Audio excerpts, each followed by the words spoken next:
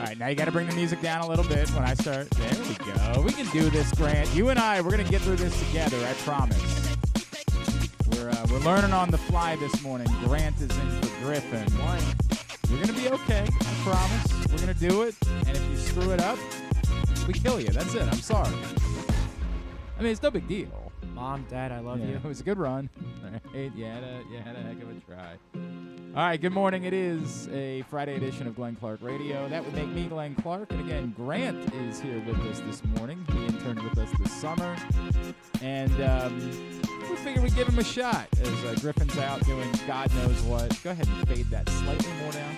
So I'm going to teach you fading. No producer ever understands fading. I don't know how to explain this. You don't get rid of it. Every producer believes that when it's time to fade, you just get rid of the music. It's steady, right? It's steady. It's almost like people don't even notice. Now, they're going to notice now because I'm bringing it up. But otherwise, no one will even notice that you were bringing the music down and we're shifting from music to yes. But there's look, Ryan Shell was in here yesterday. He has been producing radio for 17,000 years. And even he did the fade of doo-doo, and it was gone. I was like, Ryan, what happened to you? We fade. It's how it works. We slowly bring it down. But I think it's intrinsic to producers to just want to get on the next thing, right? Like, yeah, it's an instinct. Because you have to do 6,000 things. This is where I got to be fair. You got to do 6,000 things. Grant's head spinning. He's got 4 different monitors in front of him right now and a phone and a board. A studio board. Yeah. My laptop. Yeah, a microphone. He's not sure what he's supposed to do with his hands. It's like, what do I do with my hands? I was like, actually nothing. You're good. Yeah, right? Like nothing at all. So I will forgive producers because they get like panicky and then they're like, okay, I want to get rid of this music right now so I don't have to think about it anymore. But in radio, we like fades on the music. So that's lesson number 1 today. I don't know that I'm going to teach you anything else. That might be the only thing I ever teach you, but that will be what I give you. No, I'll learn something else from you, I bet. I hope that's true. I hope lesson 1, check. All right. We got a lot to do on a Friday edition of the program. Stan is not here today, but he will be back with us next Friday. Instead, we got a great lineup for you on the program. Coming up in just a few minutes, we will catch up with PressBox Ravens beat writer Bo Smolka. Check in with him ahead of Ravens Seahawks on Sunday. Speaking of the Seahawks, later on this hour, Brock Huard is going to join us, former NFL quarterback. Now he is a morning show host on Seattle Sports 710, so he'll preview the Seahawks. He also is working Maryland Penn State tomorrow for Fox, so we'll preview that with him as well, although not a ton to say about it, unfortunately. In the 11 a.m. hour, Michael Pierce, Ravens defensive tackle, coming off maybe the best game of his career against the Cardinals last Sunday, will check in with us. And we weren't able to get to him yesterday during our college basketball preview show because of their practice schedule. But Larry Stewart from Coppin State will continue our college basketball previews ahead of the season getting underway on Monday night. So a lot to do on the program today. I also just realized, Grant, that I never gave you Bo's number in order to be able to call him. So I'm going to text that to you. I wanted to ask, but I also didn't want to be rude. No, it's this is how we're going to have to do things today. We're just going to do it right out in the open because of all things. I told Grant, I'm like, I'm going to try to get there early tomorrow in order to help you out. And then straight shoot. Okay, hi, Glenn Clark, adult male. All right? Please, I am an adult. I have been working with NLSC doing these high school games of the week on TV, and it's been great. I've enjoyed them a great deal, and tonight we have St. Francis against the National Christian Academy. So oh, God, I shouldn't talk about this. Mrs. Clark prefers when I am dressing for TV that I allow her to dress me. Now, I know what you're thinking. Glenn, you're 40. What are you doing? Colson, you want to chime in on this? Oh, you agree with her. Okay. Oh, God, don't. Why don't you settle down over there? Go. Stop. Well, hang on a second. Oh, you're going to feel stupid in a second. So she prefers to allow me to let. Can you sit down? Can you turn John Colson's mic on for a second, please? If you don't know how to pull him up on the screen, it's fine. We'll live. Nobody will see him. It's better that way.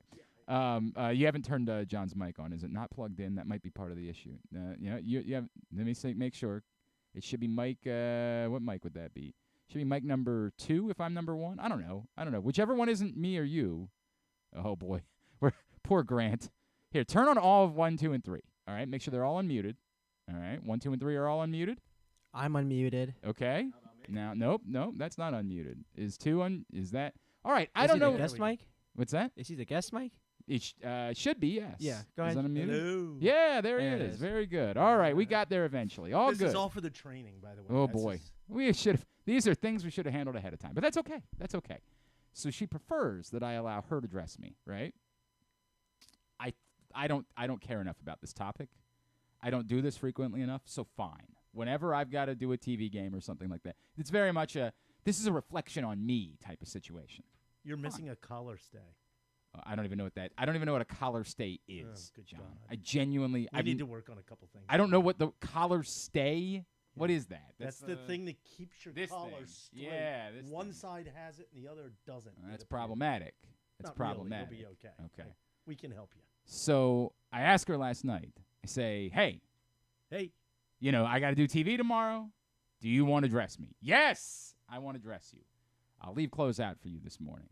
So I wake up, I go through my morning routine, I do some crunches, the whole thing, and then I look over and there are no clothes laying out for me. And I say, all right, well, maybe she put them somewhere else, right? You never know. So I call Mrs. Clark, and she lets out an expletive. She says, I'm sorry, I forgot. Yeah. I said, no problem. I am an adult male. I feel as though I'm capable of dressing myself. And she let out another expletive. She said, I do not agree with your opinion on the subject. So I was left to my own devices to try to dress myself for TV tonight. well, you look good. So I do feel as though I'm an adult male, and I am capable of dressing myself. All right, easy over there, well, guy. I mean, Easy over there, if- guy. Okay. Because I don't know what a collar stay is? Yeah. Yeah. All right. I'm going to Yeah. feel really stupid. And I'm gonna- beforehand, will you please will you need to tighten talk your tie into the up? microphone, please? Will you I'm staring at you because I what? Okay. Will you tighten your tie up before the broadcast? I Or might. are you going in like that? I would prefer to go in like this, but yes, I will probably tighten my Okay. tie up. Yes. So she chose the tie. No, No. I chose everything. Tie looks good. I took care I of agree. everything I like today. the purple tie. This was all on your pal Hold on. GC today. What? No, the shoes aren't on TV, so don't worry about the shoes. The shoes are not on TV. I would agree that I a dress grown for man comfort. can pick out khakis, a white shirt, These are and not. a These tie. are dress khakis. They're Would you dress settle khakis. down They on are that? dress khakis. I agree. You're gonna make me that seem nobody like will I'm, see. No, they look good. They look good. What? I'm very. Now I don't want to fight with you today.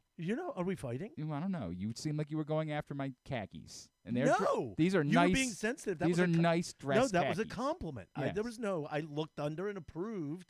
It was a little weird looking under the Yeah, table. it was to a see little what bit weird. pants It was you had on. uncomfortable. It was uncomfortable.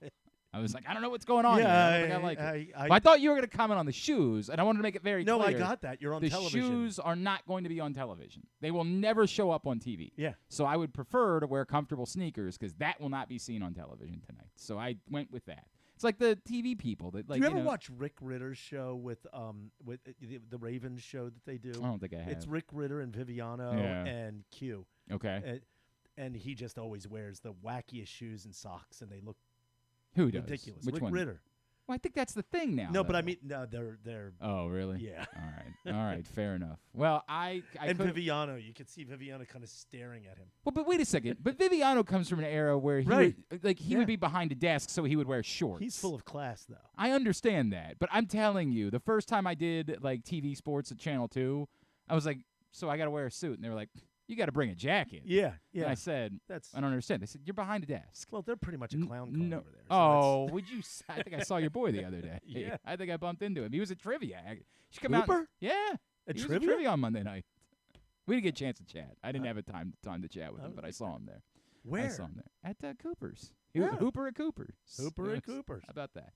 All right, you good? Yeah, I'm good. All right. Anything else I can do for you? Yeah, the show on Sunday.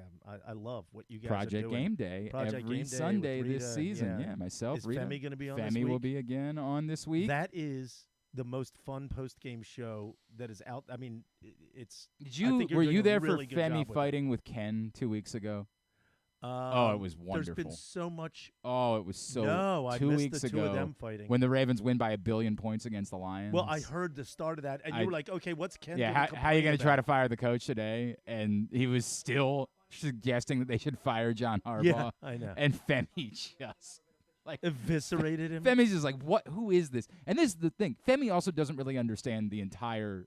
He's like, who are these people? Like, who are all of this sort who of are these experts? These clown cars that I drive in with every week. Like, who is then Josh Charles hops on. He's like, well, I know him, right?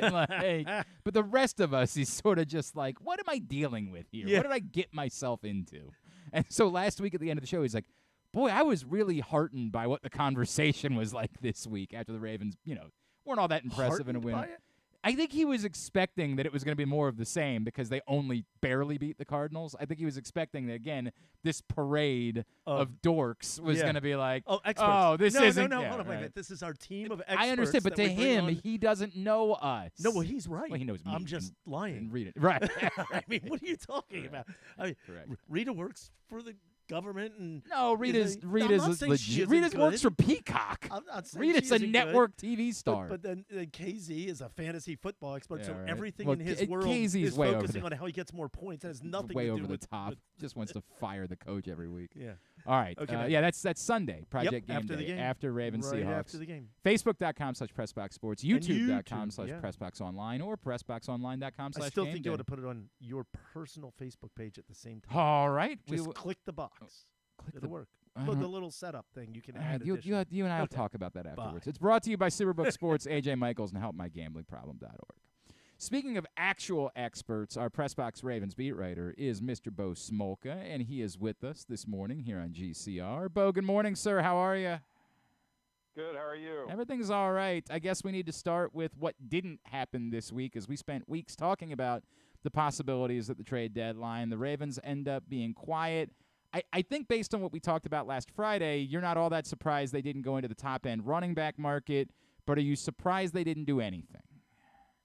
I mean, not only marginally, maybe. Not really. I go back to, this time last year, you could look at that roster and say they had a glaring hole in the middle of that defense because if I remember right, it was Patrick Queen and I think Josh Bynes was starting at the time alongside Queen early. And you're like, well, they could definitely use something there. It didn't feel like this year there was that void. And so you could have made a move for a running back. It sounds like they were in on a couple people. They talked to people, but obviously Eric DeCosta didn't find an offer that matched what he wanted to give up. And they look at what they have and say, we're pretty pleased with what we have. I still thought maybe they would go after an edge rusher. I still thought they might look at a cornerback because you can never have enough corners. So I thought all of those were possibilities, but nothing felt urgent. And like as John Harbaugh said, he likes the roster they have. And so they didn't make a move, so I wasn't overly surprised. All right, so if there's something, because the first answer, of course, is health, right? But if there's something besides that about the roster as constructed, that when all is said and done, you say, Bo, it wouldn't surprise me if whenever the Ravens are eliminated or lose, we look back and say, boy, they really could have done a little bit more here. What would that one thing be to you? Well, I still think it would be at outside linebacker, only because you still don't know what the health of the situation is with Bowser or with the Ajabo.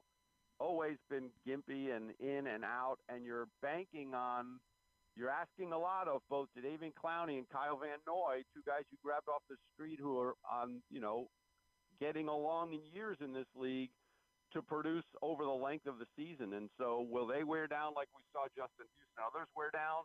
Maybe, and if they don't, great. But if they do, and Bowser's complicated and doesn't come back, and Ajabo's complicated and come back, and suddenly you're leaning on Tavius Robinson and other young outside linebackers, and that would be a spot like, wow, well, maybe we should have been more proactive and built the depth there because there are questions already about the health and the depth there, and they're fortunate. They're really fortunate that Clowney and Van Noy have come in and played so well. Right. But it is definitely an area that would be, to me, the spot you might look back and say, oh, yeah, maybe we could have done something there. PressBox Ravens beat writer Bo Smolka with us this morning on GCR. Bo, as we shift now, this is the roster that they will have moving forward as they start against the Seahawks. The number that everybody is going to continue to bring up is that Lamar Jackson is 17-1 all time against the NFC, and it's relevant. I wonder, is it closer to anomaly, or is it? Do you really buy into the idea that people are suggesting that NFC teams, because they don't see Lamar nearly as much, are not prepared for that matchup, and it's almost biblical that when he faces NFC teams, the Ravens are going to have an advantage? I mean, there probably is definitely something to that, but if you're not the AFC North, you don't see him all that much in the AFC either. I mean, a little bit, somewhat more often maybe, and certainly they've played some AFC teams almost every year that are not in their conference or they're not in their division. But I understand that, and I think it is true to I think it's hard to simulate him. I just think it is, and I watched that touchdown he threw. I think it was to Aguilar where he bailed out of the pocket and squirted away from the rush, and you could see the Lions just so frustrated. They thought they had him. And I just think no matter whether you're the AFC or the NFC, it's incredibly difficult to simulate playing against him. I know teams put a scout team out there and they try to pretend they're the other team's players for a week. And a lot of teams will basically have a running back or a fast wide receiver be Lamar Jackson, even if they can't throw very well, but they want to simulate that. And I just think it's hard to do. I just think it's extremely hard to anticipate, to even practice for when Lamar Jackson breaks down and starts playing street ball. So that's AFC or NFC. And the run of wins against the NFC is impressive. I think there is something to that, but I just think that it's hard to prepare for him whether you're the AFC or the NFC. No, maybe it's a case where these NFC teams historically they've played haven't been as strong as some of the AFC teams he's faced, but it's you gotta tip your cap. I mean, he didn't want to talk about it this week too. Someone mentioned that to him on Wednesday, and he's like, no, stop, don't even talk about that. You know what was funny about that? It's not even like it's a perfect game. You know what I mean? Like, he has lost one. So that was kind of funny to me that he didn't want to talk about it. It's like, I understand when it's like a streak of some sort, but that streak ended against the Giants. So, like, why are you so worked up about talking about it?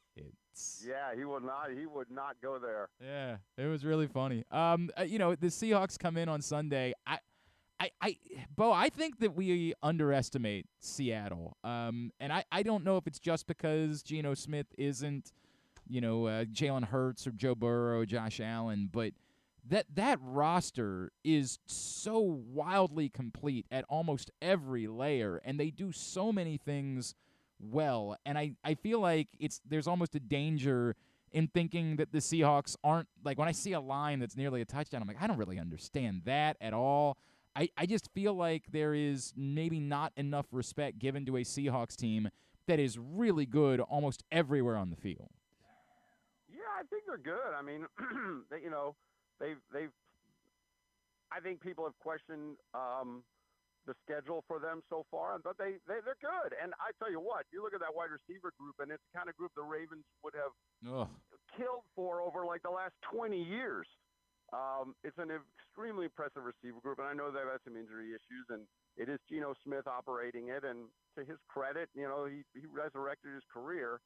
I think the feeling is that he is a step down from those other quarterbacks, but Pete Carroll's teams are going to come to play. There's no doubt about it, and I agree with you. I think it's funny that 2 weeks ago the Lions came in and they were just anointed as this elite juggernaut, and Seattle is kind of being viewed as a little bit of an afterthought relative to that. And you're right, the difference between those two may not be that much. Bo, as far as some things going on with the Ravens this week, I think that after Sunday when we saw Odell Beckham slam his helmet down, I spent a couple days saying I think I'm okay with this. I think that's still the good side of competitive fire. Like, he wants to be great. He wants to be, and I don't know that I have a problem with that in the moment. I think a lot of people were maybe confused by his comments yesterday, and, like, are we teetering towards the concern about if statistically he's not having the season that he's having, it ends up becoming problematic for the team, even though the team is winning. And I'm not there yet. I don't think that that's exactly what's happening, but that's, and I saw you tweet about it yesterday, like saying, obviously I'm not where I want to be. Well, like, I don't know, the team's 6-2 and things are going pretty well. I don't know yet what to make of whether or not maybe it's veering towards a somewhat of an issue. Well, number one, he is a competitive guy, and all these guys are competitive guys that want the ball. They just are. That's how these guys are wired. And so, sure, he wants the ball more. There's a couple of things going on here. The first thing to remember, and I've had people tell me, well, Odell Beckham, they got $15 million. This is crazy. I can't believe they spent $15 million for what the production they're getting. And there's some. Let's face it, for $15 million, you would like to get more production than that. Mm-hmm. Keep in mind, there was some other ancillary value there. When they signed Odell Beckham, they had not yet re-signed Lamar Jackson. And I think Eric DeCosta was a calculated move to, number one, maybe move the needle on Lamar Jackson by bringing in Odell Beckham, and also kind of placating a very uneasy fan base in signing Odell Beckham. So I think both of those things came into play in signing Beckham to begin with.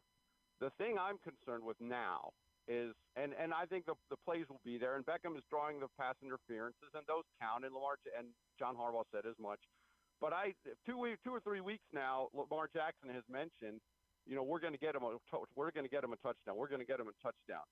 And what I would be fearful of is Lamar Jackson forcing throws into the end zone to try to, quote, get him the touchdown, and just making a poor decision near the end zone because his goal and his focus is getting Odell Beckham that touchdown. So I think that's where the mistake could be magnified, or the problem can be magnified if they start forcing things with that purpose in mind. And I'm not saying that happened. I still think that fade pattern to him in the end zone at Pittsburgh was just a terrible call. It was terribly executed, and it turned out to be a huge interception. And I don't know that was just a fade pattern and that was the play all along, but I would be worried about Lamar Jackson trying to force something in the red zone to him because he's so consumed with this idea of getting him his touchdown. Right. I think otherwise it will come. And like I said, Beckham's a competitive guy. He wants the numbers. It's how he's wired, and he's a little frustrated that hasn't been there. And again, I can live with that. I can live with just somebody wanting to be great. It becomes problematic if the team is doing really well and you're still frustrated about where you are, because I think we all, within reason, and I agree with everything you said about why Odell Beckham was signed, but if Odell Beckham came here thinking that he was going to have a 1,500-yard receiving season, then I think there are kind of bigger problems, and that's not what this was supposed to be. All right, Bo, I know there was a roster move this week.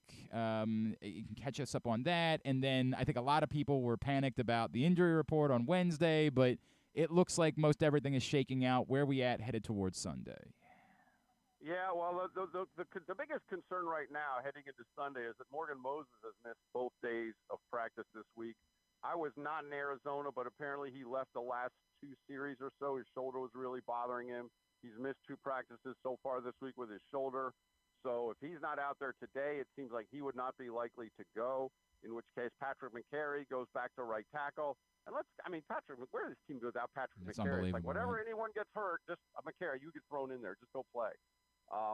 So that's the biggest one. I know Stanley had missed practice, and Gus Edwards had missed practice, and Beckham, but most of those people were all back. And so it looks like Moses is the most significant one now. When Gus Edwards missed practice Wednesday, that was a little bit concerning because they had leaned on him so heavily, but he was back yesterday.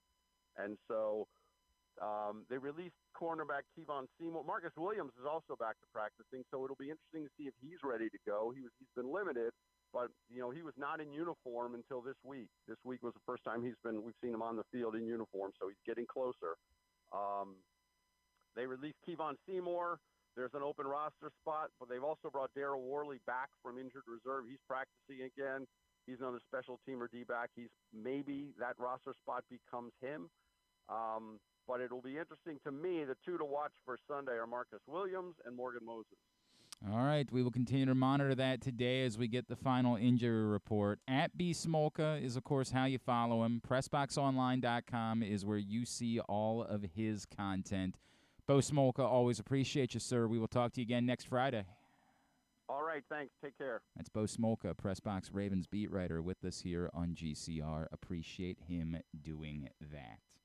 We are rolling on a Friday edition of the program. Today's show is also brought to you by the print issue of PressBox, which is available where any of the hundreds of locations around town where you find PressBox, including your neighborhood Royal Farms.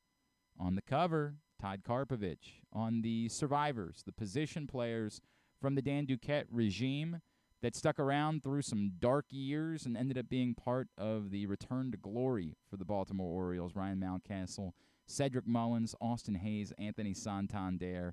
Great story about them. Also, college basketball preview content in this issue. A lot of reflection on Brooks Robinson, available for free today, and you can always read it all at PressBoxOnline.com. Sounded like my voice cracked there for a second. I don't know what's going on.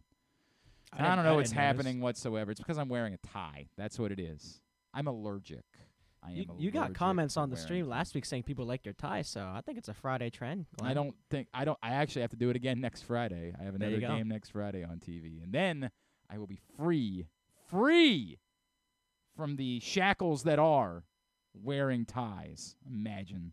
I didn't get a radio because I was going to have to wear ties. When I got into radio, I didn't think I was going to have anybody see my face either. I thought back in those days, this was the idea, is you got into radio because you just probably weren't cut out for TV. You weren't gifted with the traits that would be more desirable for television.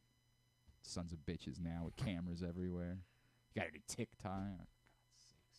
For me. I'll never have. I'm the old man yelling at the cloud. All right, we'll come back in. We're going to preview the Seahawks side of Sunday. I really do think the Seahawks are a very complete team. I get the concerns about Geno Smith, but it's a really good roster. Brock Huard is a morning show host out in Seattle, former NFL quarterback. We'll talk to him about that, as well as Maryland Penn State tomorrow, which he's calling for Fox. That's next. It's Glenn Clark Radio. Come for a game, stay for everything else. Book an unforgettable fall getaway in Charm City. Enjoy only in Baltimore festivals, mouthwatering eats, and endless entertainment. Treat yourself to a staycation in the heart of downtown, or try one of the city's many charming neighborhood hotels. And don't miss out on packages for free parking, breakfast, and more. Plan your stay at baltimore.org/hotels. Why bet with the big boys this football season? Instead, try your hand with the local book, Superbook Sports, this fall. Superbook Sports is the book next door. Just a dedicated team of the best odds makers in Las Vegas, making sure you get the best prices and parlays anywhere. And now, Superbook will give you a bonus of up to $250 when you sign up and wager on the same day and use the promo code GlennClark23, GLENNCLARK23. So bet with the best and use the promo code GlennClark23 this football season with Superbook Sports. Visit superbook.com for terms and conditions. Gambling problem? Call 1-800-GAMBLER. 6 chicken tenders made from fresh, never frozen Royal Farms world-famous chicken, a family-sized order of Western fries, honey mustard dipping sauce, and a 2-liter bottle of Dr. Pepper. It's Royal Farms' new Tucker's Tenders Meal. It's Justin Tucker's favorite, and at only $19.99, it'll be your favorite meal, too. The new Tucker's Tenders Meal, available only at Royal Farms. Now you can kick back, relax, and eat like a champion.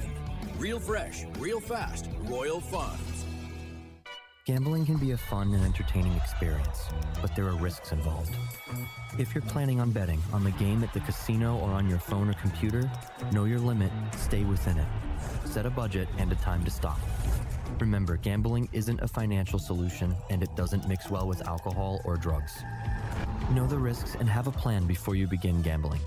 For free and confidential services, call 1-800-GAMBLER 24/7 or go to helpmygamblingproblem.org. What's up, everyone? It's Tyus Bowser, and I've had so much fun hanging out with Rita and putting up with Glenn the last couple years that I've decided to do it again. Season 3 of the Tyus Bowser Show is happening this year, as we'll be all over town, giving you the chance to get to know me and some of my teammates. As we talk football, life in general, and just say what needs to be said. You can find out more about the show by going to PressBoxOnline.com/Bowser. If you don't live in the area, you can watch the shows live on Facebook and YouTube. And if you miss one, you can listen Friday nights at 105.7 The Fan. So we'll see you all season long for for the Tyus Bowser Show, a partnership of PressBox and Great Ace Memorabilia. The next Tyus Bowser Show is Tuesday, November 7th at Guilford Home Brewery in Station North. It's brought to you by A.J. Michaels, Superbook Sports, and HelpMyGamblingProblem.org. What company has the expertise to make your home healthier by purifying your air and killing all viruses, allergens, and bacteria? A.J. Michaels, Heating and Air Conditioning in Baltimore and Annapolis, ajmichaels.com.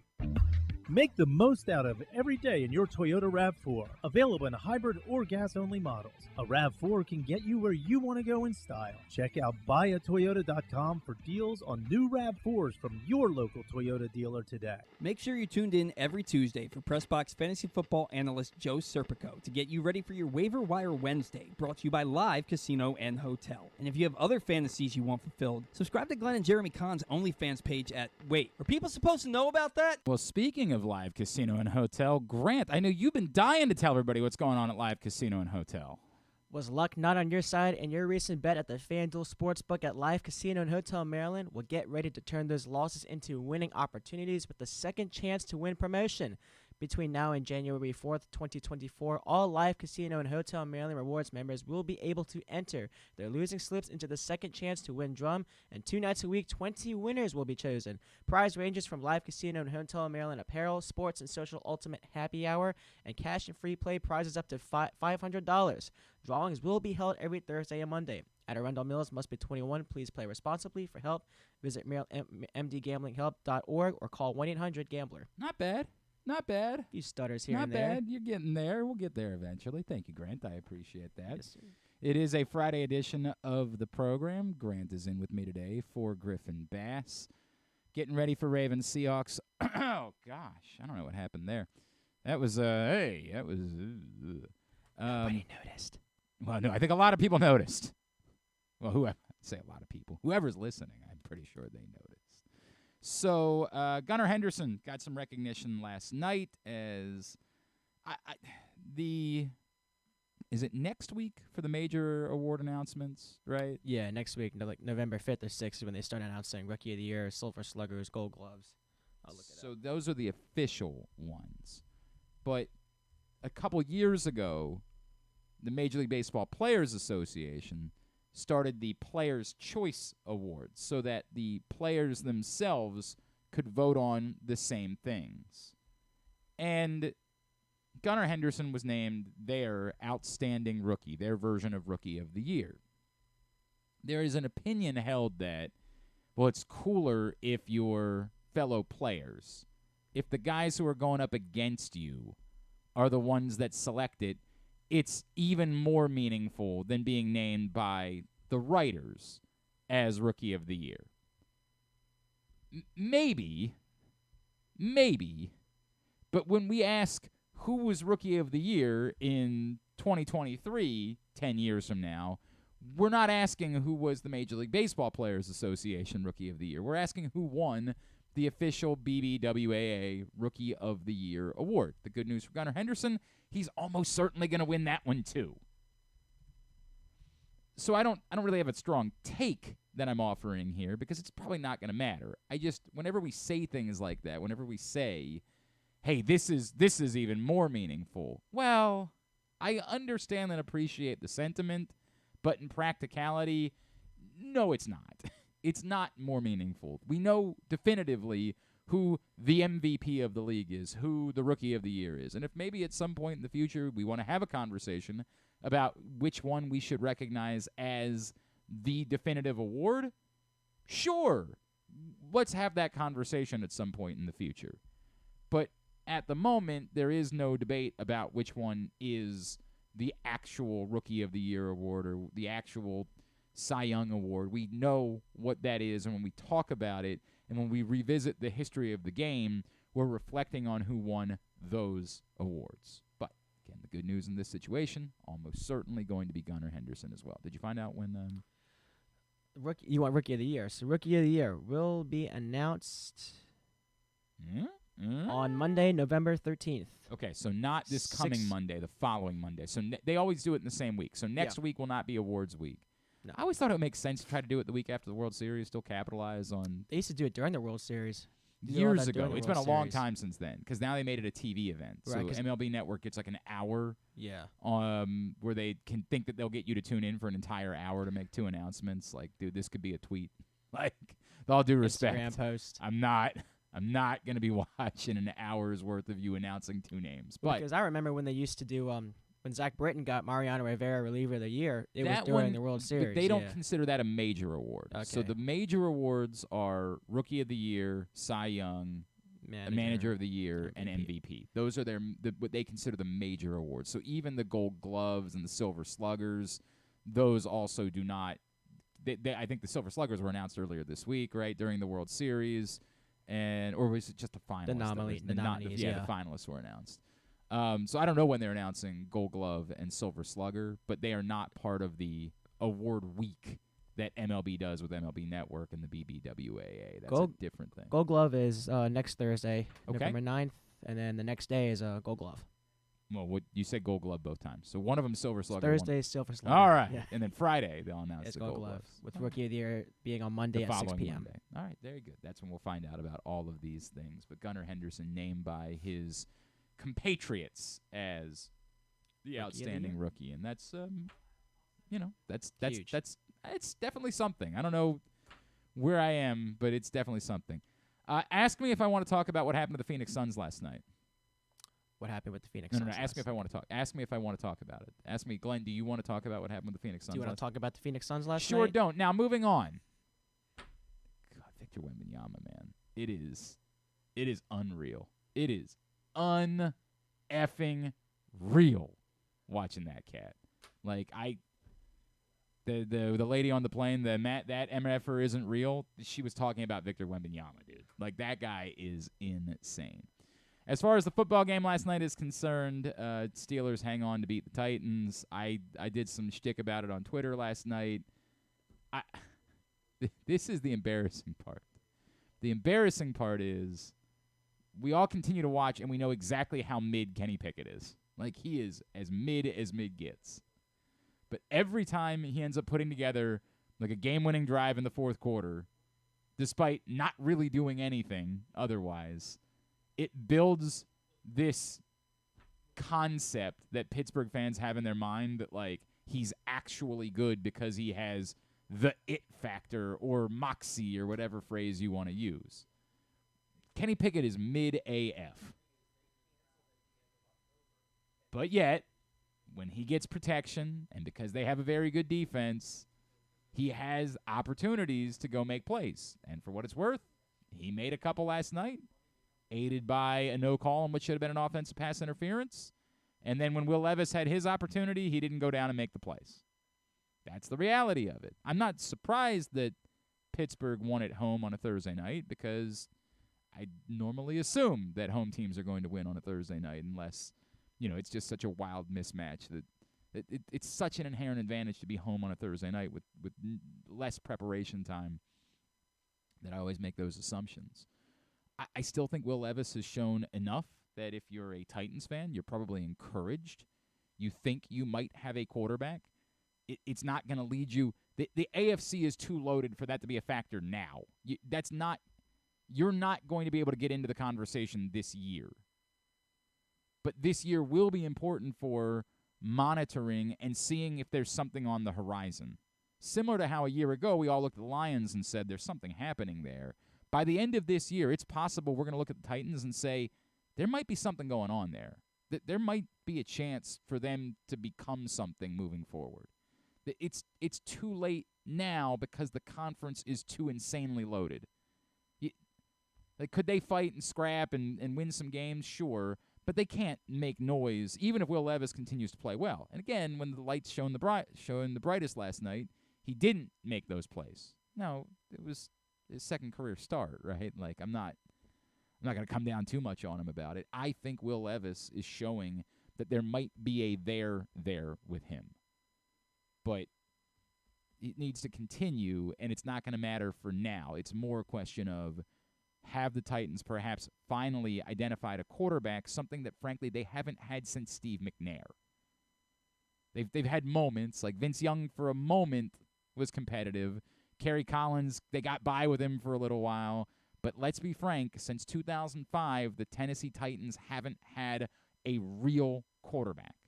They've had placeholders. They've had guys, Marcus Mariota's, who they hoped were going to become quarterbacks and who, in moments showed something that made you believe that they might become a quarterback, but they haven't had an actual quarterback in 18 years. And at the moment, if you're a Titans fan, as disappointed, and I don't even know who's a Titans fan, but as disappointed as you might be by losing a game last night, you were probably going to lose that game last night. And the bigger question is, for the rest of the season, do you finally have something that you can build on at the quarterback position? I can't say that definitively after 2 games, but you've seen enough to make it think it's possible that you might finally have that guy that you can build with moving forward. Speaking of football, Ravens Seahawks coming up on Sunday. We had the opportunity, his travel schedule meant we had to record with him a little bit earlier, but an opportunity to catch up with Brock Huard to talk Ravens Seahawks and Maryland Penn State right here on Glenn Clark Radio. CR, of course, former NFL quarterback, now with Fox Sports, as well as with 710 Seattle Sports. He is our friend, Mr. Brock Huard, and he's back with us now here on GCR. Brock, it's Glenn in Baltimore. It's so good to catch up as always. Thank you for taking the time for us. Yeah, you bet, Glenn. We don't get to do this enough because we don't get the Seahawks and Ravens very often, two of the more established cultures in the NFL. And I know in Seattle land, super excited to see where these Hawks are. Great measuring stick game this weekend, and always fun to catch up with you. I was thinking about this week, Brock, because there are some people in Baltimore that will bang like the disrespect drum, right? They'll be like, wow, what? Why aren't the Ravens getting more love as a Super Bowl favorite? They're 6-2. You saw what they did to the Lions. And it's wild to me because I would think that in Seattle, there's got to be almost an enormous amount of that. At 5-2, they're still touchdown, dogs on the road. Why do you think people are reluctant still to buy into this Seahawks team as being a legitimate Super Bowl threat? Well, I would say nationally, Glenn, it's 2 things. First name Geno, last name Smith. Yeah.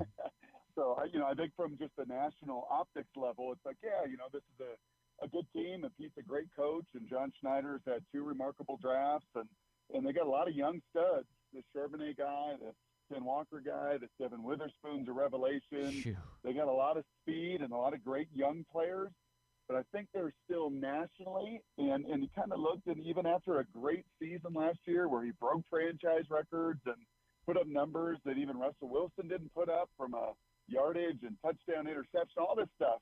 But there was still but he's Geno. Yeah, he's going to come down to earth. Yeah, but he's good. He's not great. Yeah, he's just a manager. He's not a guy that's going to lead a team deep into the playoffs or even a Super Bowl. So unlike Baltimore, where you've got an MVP and a Super Bowl caliber guy in Lamar, I think Geno Smith's a big reason, Glenn, why I think most think good team, but probably still not a great team in Seattle. But as you point out, there is so much to like about the roster, and Geno did play really well and has played really well. Are we wrong to be dismissive of the possibility that Geno Smith could win a Super Bowl as the Seahawks quarterback? Well, we're going to know, and just listening to Pete in his presser yesterday and being the flagship of the Seahawks as our station is in Seattle, and we get to chat with Pete every Monday. He jumps on with Salk and I, and you can just hear it as Mike and I have listened to Pete now for 14 years. We've been together for these Mondays and for these seasons, and Pete, he said this to us about 4 weeks ago, Glenn. He said, gosh, I just really love this team. And he hadn't said that in the last 4 or 5 years. There have been other dramas going on, and I think most of us knew they were kind of hanging on to some of the past. They needed to turn this thing over. They needed to get younger. And now that they have, they've built a really good crew around Geno. But these next 5 weeks, and Pete said it yesterday in his presser, he said, these are the games where you judge yourself. This is championship level stuff, and we get to see where we're at. And in particular, and he didn't say his name, but we get to see where Geno is. Yeah. It's Baltimore. It's going to be San Fran twice. It's going to be Philly. It's going to be Dallas. All of that is in the next 7 weeks. So we're going to get to see where Geno is because, Glenn, I've never seen a team with 10 offensive linemen, and they could play 10 guys. They've got 2 great young running backs. They got 3 tight ends, and Jackson Smith and Jigba with DK and Tyler.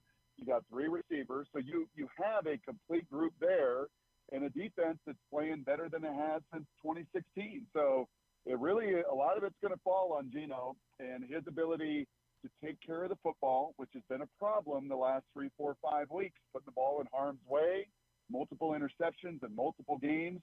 So he's going to have to match the people around him, and there's going to be a whole lot of judgment to see if he can go from good to great, because if he can't, to make a playoff run. He is Brock Huard. He is with us here on Glenn Clark Radio. We're getting ready for Ravens Seahawks. We're also going to talk a little Maryland in a second, as he'll have Maryland Penn State on Saturday. Brock, the secondary, what you brought up, it is nuts. Like with Witherspoon and the young guys that were found later on in the draft, I'm almost jealous of everything that the Seahawks have been able to do.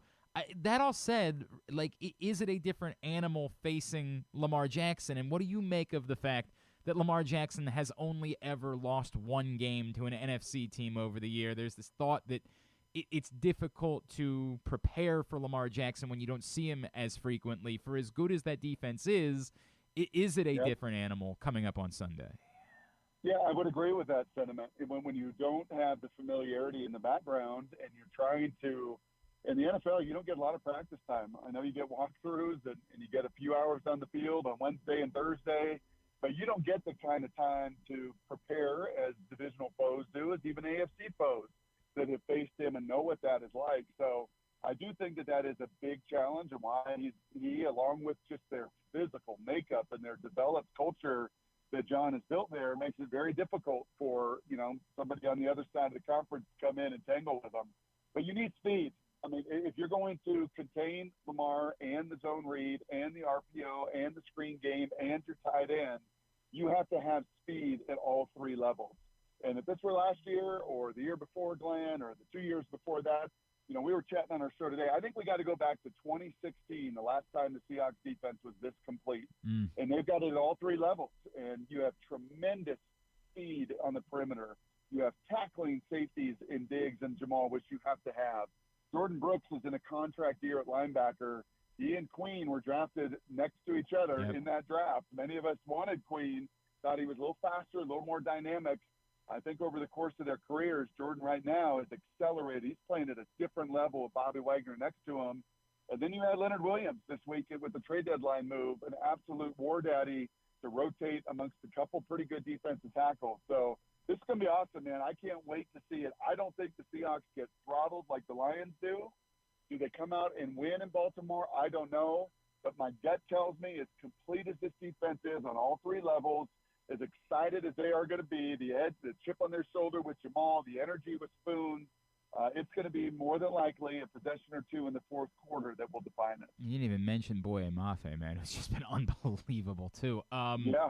So what is the right? And I feel like it's the wrong way to ask this. I ask this question a lot when the Ravens face inferior opponents, which is what is the roadmap. I don't think the Seahawks are an inferior opponent, but what goes right? What happens on Sunday for the Seahawks to be able to come across the country and beat Lamar Jackson and the Ravens?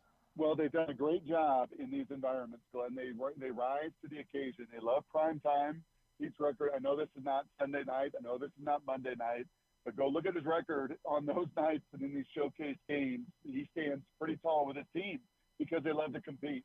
They handle these East Coast trips better than any Seahawks coach did ever in the 30-plus years that preceded Pete Carroll. So I don't think any of that will be an issue whatsoever. It is just going to be the point of attack. And came across the country and hit the Seahawks in the mouth. I remember vividly that 4th down. Lamar comes to the sideline. Harbaugh asks him, what do you want to do? So it's going to be about the tackling, as it always is. If the Seahawks can tackle in the open field, if you're looking at 3-4 yard runs and not 7-8 yard runs, if they can contain that, they do have dudes that can take it away. They took it away 3 times in Detroit. They took it away 3 times in New York. They took it away 3 times last weekend at home. This is a team that can take the ball away, and I hate to be that simple, but you tackle, you take the ball away, you'll go to the East Coast and come away with the biggest win yet of the season for the Hawks. Brock, I asked this knowing you've got so many games and so many teams that you have to watch. Have you been able to watch any of Lamar this season specifically? Not enough to compare and contrast. a huge fan of Monken. Yeah. I thought that was a tremendous hire by John to kind of go outside the box and familiarity and bring a guy that's so innovative at Georgia.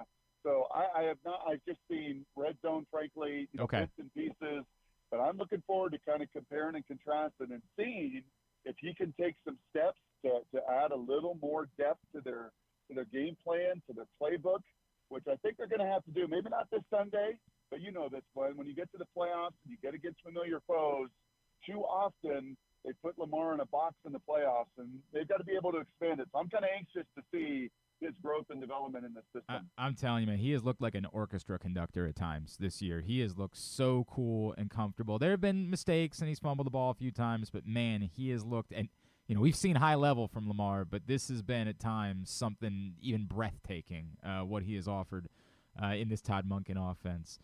Brock, I mentioned you're going to be on the call, Maryland, Penn State as well on Saturday for Fox, and it's rough times right now. And there was a lot of excitement about this Maryland team, and even when they lost to Ohio State, they were competitive for a while, and there was a thought that, hey, you pick yourself up, you go win the next couple of games, and there was maybe going to be a lot of excitement, right? We were thinking maybe Big Noon Kickoff would be here in College Park and things like that.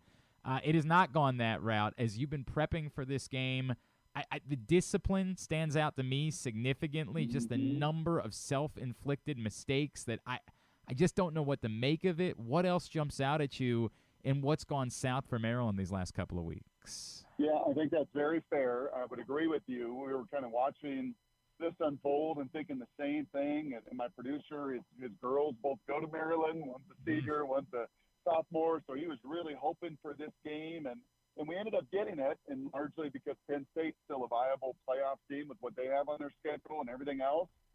And I've seen Maryland, I think, every year with Talia over the last 4 years. And I guess I start there with a little bit of a Geno Smith comparison, frankly, Glenn, where there's enough experience, and you're like, don't put that ball in harm's way. Don't turn it over. Don't make that decision. That's a first-year starter decision. That's not a fourth-year starter decision. Just take care of the ball.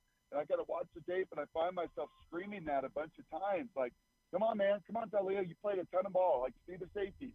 Take care of the football. Don't make that decision. So that's the simplest. That's the biggest target. That always is head coach and quarterback. But I think you're right. It is just also the discipline and belief to know, we've got to be sharp here down the stretch to do this. This isn't the non-conference. This isn't September. October, November, that record's pretty brutal, unfortunately, for Mike over the last few years. And as you said, the discipline to clean it up and just the mindset to finish.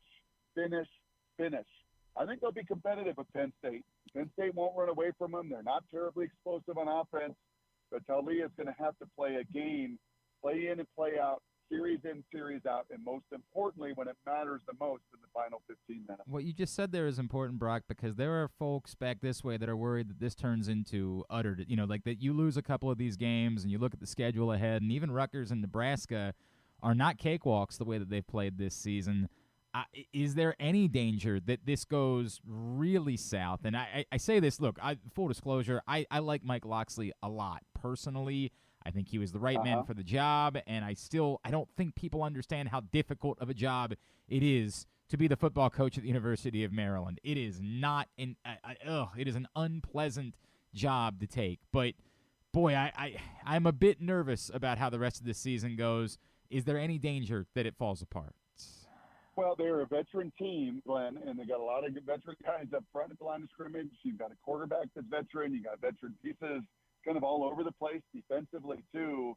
So you'd like to see those guys say, hey, man, enough is enough. And you really would have liked to have seen it at Evanston a week ago, to be honest with you. But they got out hit, man. I mean, that was humbling tape to watch.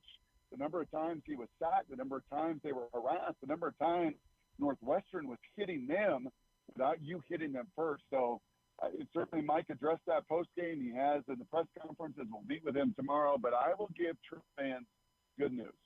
If you want something to hold on to, Glenn, it was 1997, the last time that Kansas beat Oklahoma until last weekend. Last weekend, when Benetti and Huard were in the house, the uprights were torn down. They were carried to Palmer Pond out of the stadium. It was 1984, the last time they beat a top 10 team. They beat Kansas in their own building. Utah went on the road 2 weeks prior as underdogs at SC. So if there's a crew to come in and be the difference and beat Penn State at home for the first time since 1961, it may be this crew coming in Saturday. I feel like it was Tessitore for years who was like that. He was the guy. Wherever he went, something magic had happened. I like this. I like this idea of it being you and Jason.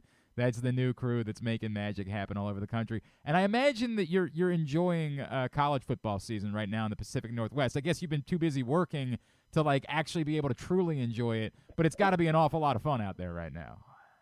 Man, Kalen DeBoer can coach. You talk about a tough job. Being a Maryland football coach is. There's not the tradition and history like Don James built through the 70s and 80s and 90s at Washington, and even New Heisel with the Rose Bowl.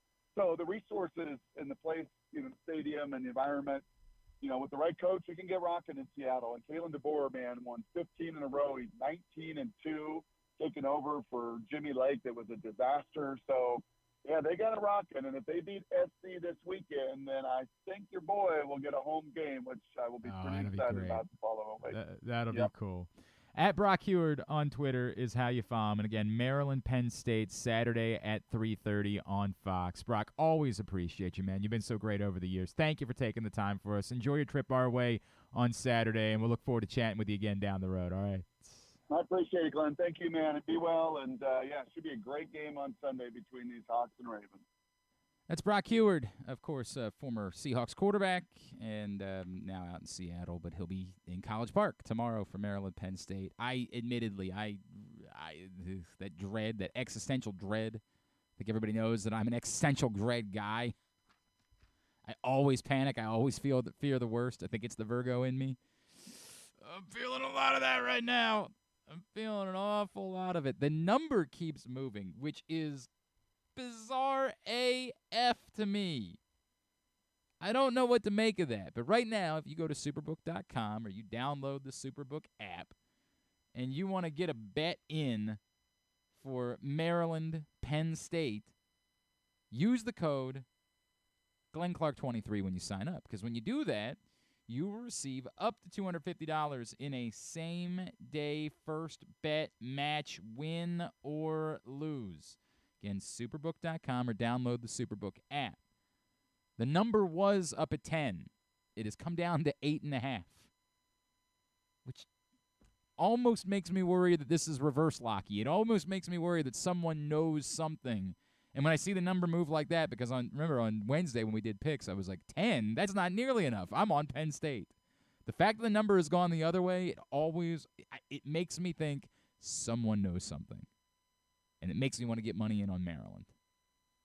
So if you feel that way too, go to superbook.com, download the Superbook app, sign up using the code GlennClark23, and you can get your bets in as maybe you can make a little money this weekend. Perhaps maybe Maryland pulls off a stunner and you win some money and you get free bets. What a pleasant weekend that would be. God, that would be just great. So go do that right now. All right, we are winding down for hour number 1 of today's show. So far, nothing's on fire. Nothing has come crumbling down in the studio that I know of. So far, so good. I don't want to jinx anything. We come back in. We're going to catch up with Michael Pierce, Ravens defensive tackle, who, of course, had just an absolutely monstrous game Sunday against the Cardinals. We will chat with him next here on Glenn Clark Radio.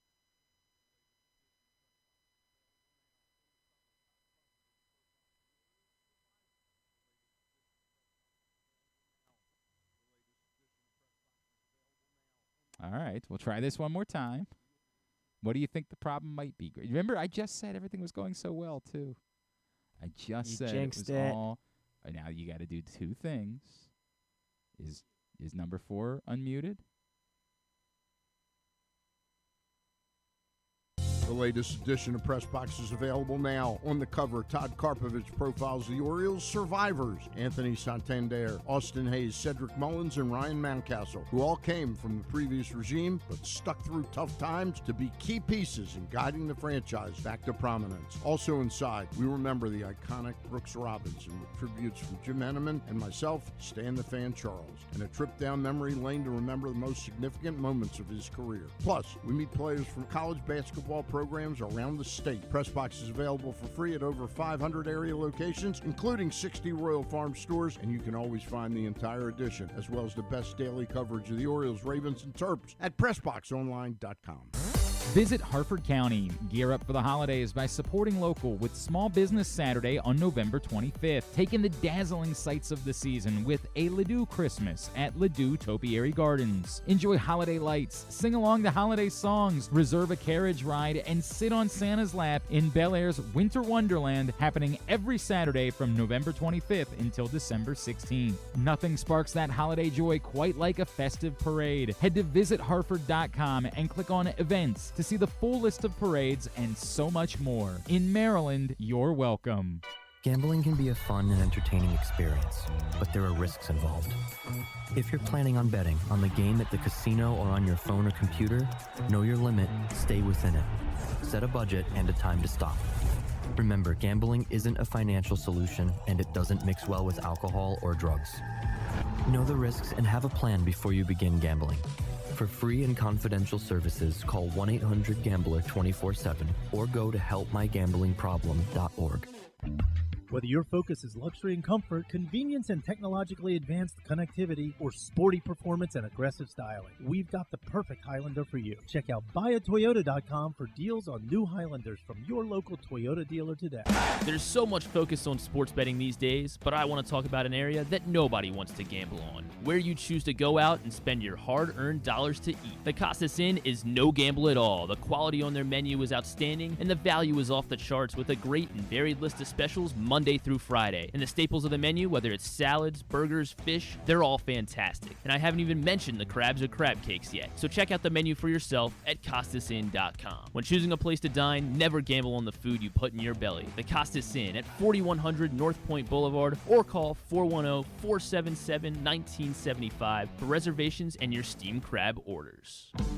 6 chicken tenders made from fresh, never frozen Royal Farms world-famous chicken, a family-sized order of Western fries, honey mustard dipping sauce, and a 2-liter bottle of Dr. Pepper. It's Royal Farms' new Tucker's Tenders Meal. It's Justin Tucker's favorite, and at only $19.99, it'll be your favorite meal too. The new Tucker's Tenders Meal, available only at Royal Farms. Now you can kick back, relax, and eat like a champion. Real fresh, real fast, Royal Farms. Come for a game, stay for everything else. Book an unforgettable fall getaway in Charm City. Enjoy only in Baltimore festivals, mouthwatering eats, and endless entertainment. Treat yourself to a staycation in the heart of downtown, or try one of the city's many charming neighborhood hotels. And don't miss out on packages for free parking, breakfast, and more. Plan your stay at baltimore.org/hotels. Don't forget about Project Game Day after every Ravens game this season. It's kind of like this show, except Rita's also there, so I actually think it's pretty good. But hey, you're already here now, so why don't you go ahead and keep listening to GCR. All right, back in here on GCR as we continue along on a Friday edition of the program. Quick reminder that the Tyus Bowser Show returns next Tuesday night. We will be at Guilford Hall Brewery in Station North. Tyus and a special guest will be with us. Hope that you will come out and join us as well for the Tyus Bowser Show. It's a partnership of PressBox and Grade 8's Memorabilia. It's brought to you by not only Superbook Sports, but also AJ Michaels and HelpMyGamblingProblem.org. Find out more, PressBoxOnline.com/Bowser. We will see you this coming Tuesday night. Been 3 weeks off. It's time for you to get out and join us. And we love Guilford Hall Brewery. It's such a great place to hang out. It's kind of become a little bit of our home base for the Tyus Bowser Show. We always go back there a couple times a year, and we're really excited to be back there next Tuesday night for the next Tyus Bowser Show. Got a response to something that Brock Huard said. TC hit me up and said, I wonder, and we're talking about the 17-1 thing, and Brock Huard pointing out that, yeah, there probably is something to the familiarity factor for NFC teams. It is so hard for me to figure out. TC says, I wonder how that plays out this year, as his first full year as a starter in 2019 was against the NFC West, who now will get to see him for the second time this year, right? Like he played the Cardinals last week, the Seahawks this week. Systems change, and so does the player, but I wonder if any of that familiarity helps. And what I'm struggling with, right, I'd loathe to give our friend Drew Forrester any attention whatsoever. But Drew wrote something the other night after the World Series. Grant, I know you're a baseball guy. Drew writes on November 1st, DiMaggio's hit streak, Cal's games played streak, Tigers' consecutive cuts made streak, Texas going 11-0 on the road in the playoffs. Those 4 things we might not ever see again. And to the point, he's probably right? Like, it's almost extraordinarily unlikely that we're ever going to see another team go 11-0 on the road in the playoffs. But there's still no comparison between that and those other 3 things that he brought up. That's an anomaly. Texas wasn't so great at something. It's an anomaly. And maybe you want to compare it to Cal's streak of playing games. I'm not willing to give it that, because I do think that's about physical conditioning, and it's about there are some inherent traits involved with that. Grit.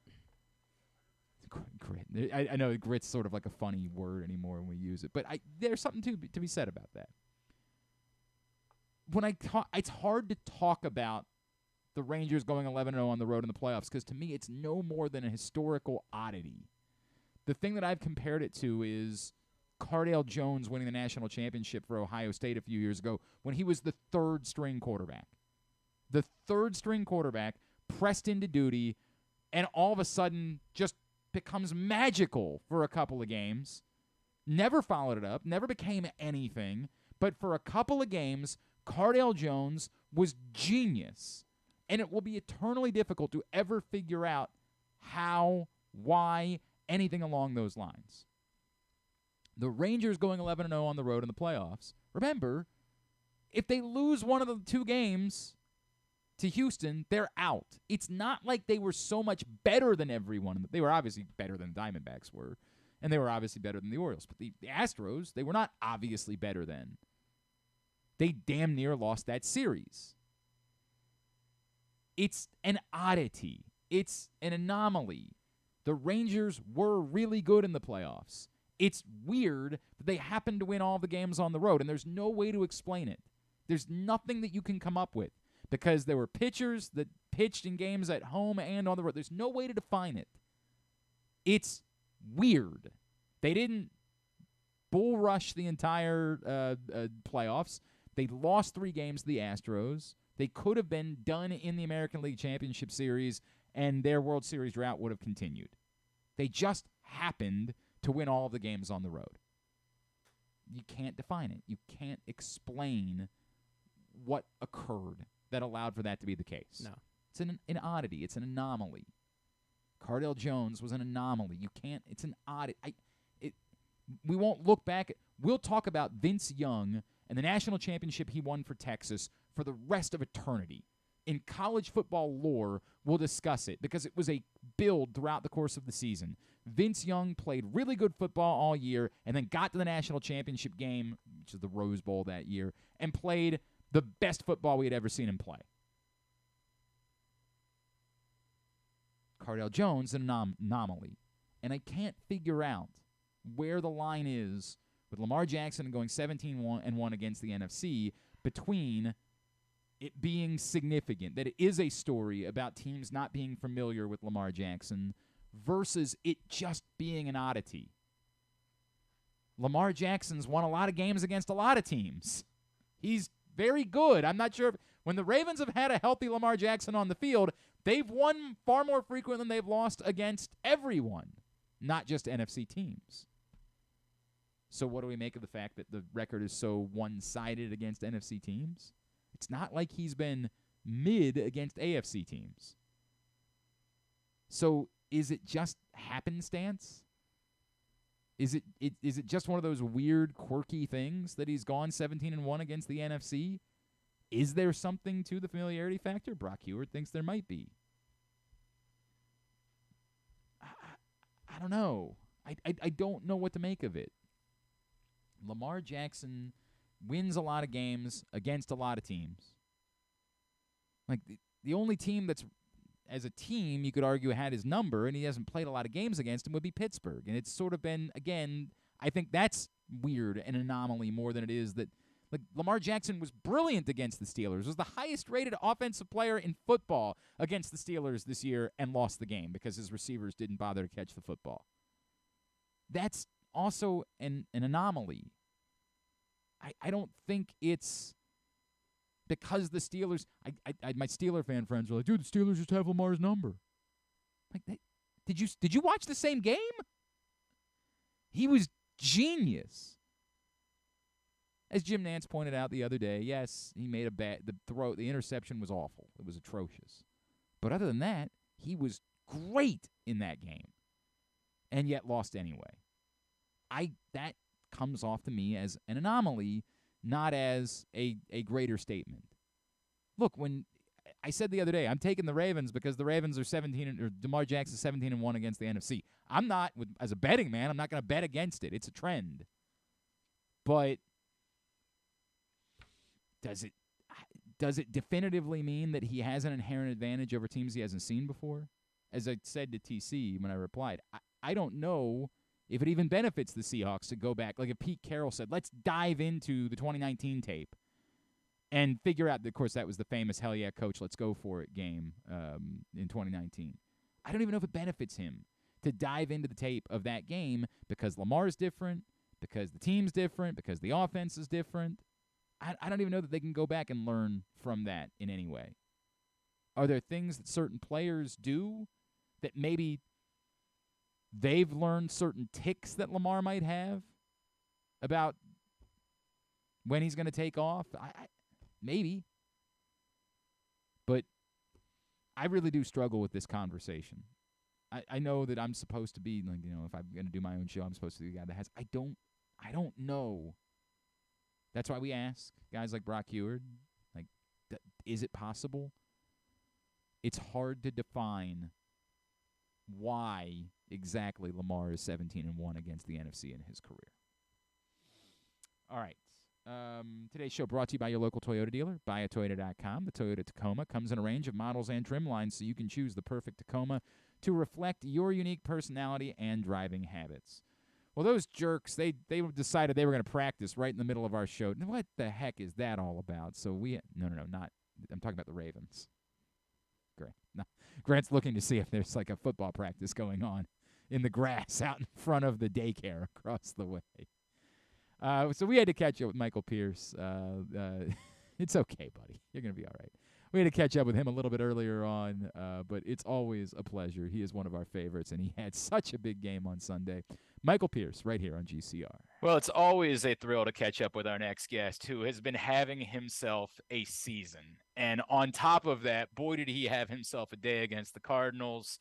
5 tackles, a TFL, a quarterback hit, a sack, a forced fumble. But, that's all. Joining us once again here on GCR, he is our guy, Michael Pierce. Mike, it's Glenn. It's so great to catch up with you, brother. Thank you for taking the time. Congratulations on a massive day. Thank you for having me, my man. Dude, we've talked a couple times this season, and I remember hearing the joy in your voice, just like getting involved again, just like being back out there with the guys and getting the swing of things. For the season to have been going the way it's been going, for you personally, for this team, can you possibly put into words what this has meant to you? It's really, really hard to, man.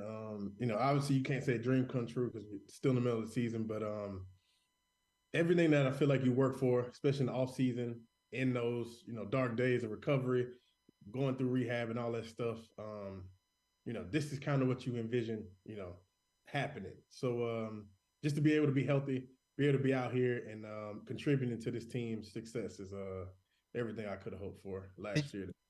Did you know? Because you talked to us about the training your wife's had you doing and doing yoga and stuff like that. Did you know coming into the year? Did you find yourself saying, if everything goes right, this is going to be a massive year for me? Did you have that feeling coming in?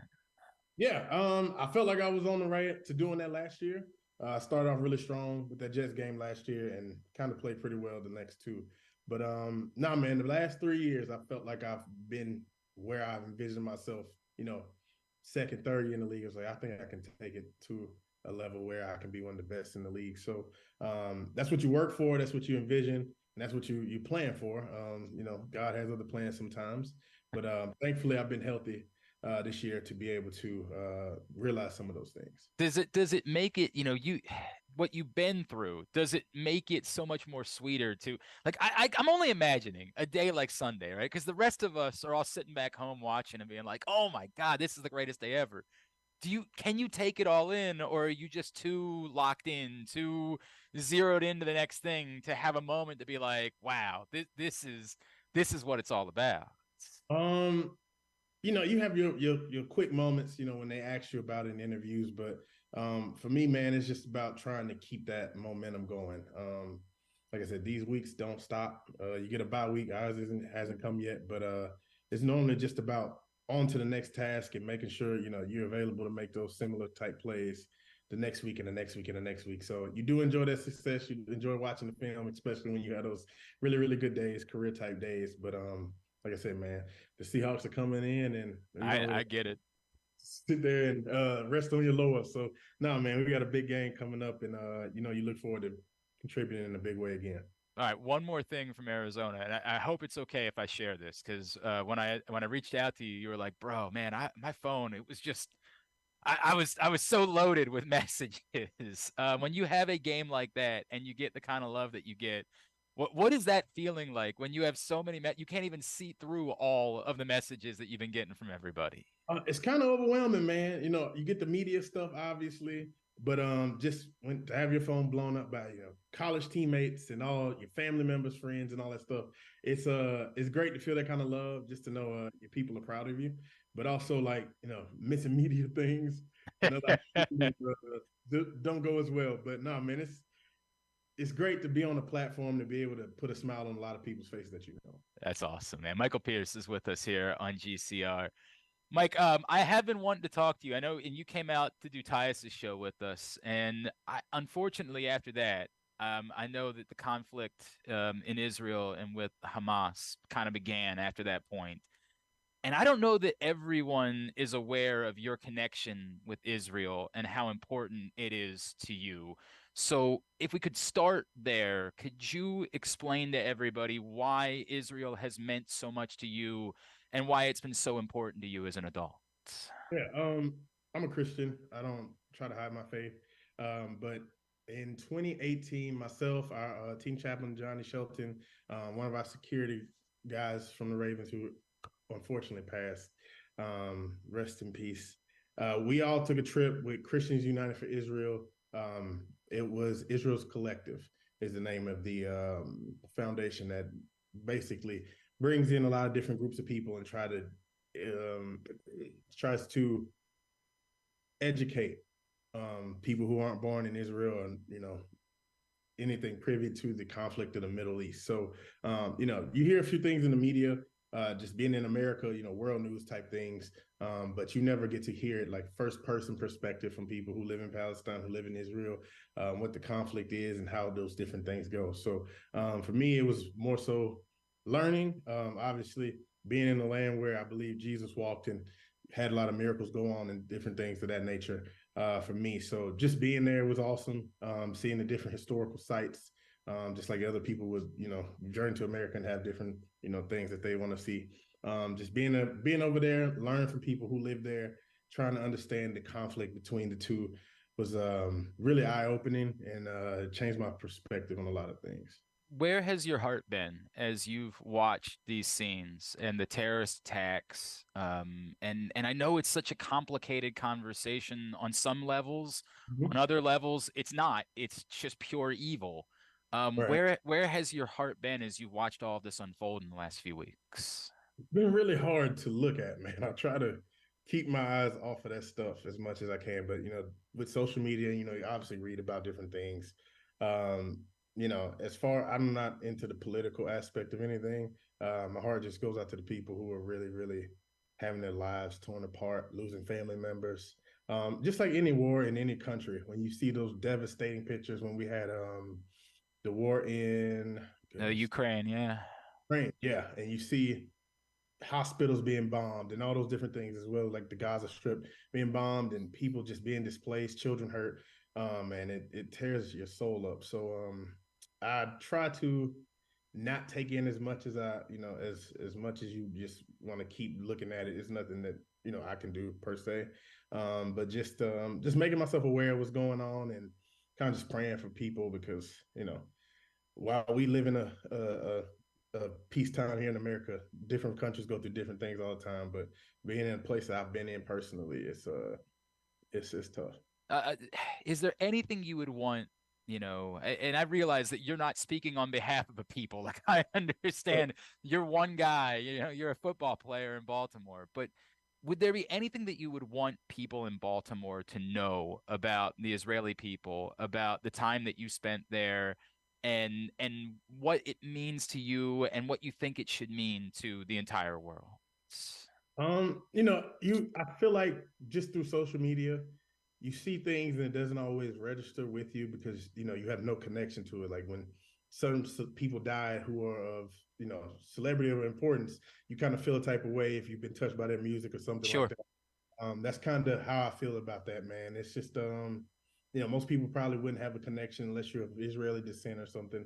But like I said, I'm sure there's two sides to every story and, conflicts and all this other stuff has to be resolved as political. But just to know a few people who live there, like I said, see places that I've been around and devastated is it's pretty heartbreaking, man. So like I said, these are people just like you and I. They're living in their home, doing their normal thing, and things break out and things happen. So no, man, I just want to remind people like these are people. They live their lives just like we had 9/11 and how everybody kind of heart poured out to people who've been affected. Same type thing, even though it's a different little circumstance. But no, man, those are amazing people. They live in the Holy Land, if you will. But like I said, they're normal people and they've been affected. And like I said, it's something that we all should keep our eye on and understand that the politics are the politics, but at the end of the day, those are people being affected and their lives are changing.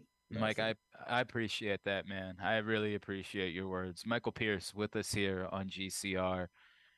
Mike, I wanted to ask you about two other guys that one, I feel like everybody saw you, everybody was celebrating you. The guy that I don't know got enough love, and I'm just as guilty of it. But after I looked at the film again, Travis Jones on Sunday, man, what should we know about the work that he's doing that perhaps it's not all showing up statistically? Yeah, no, Travis is amazing, man. I'm blessed to have somebody behind me like him. He is an amazing player, but he's going to be really, really special. He just keeps developing and getting more time. Travis does a lot of things like myself that doesn't get noticed all the time, but that dude he's massive. Shoot.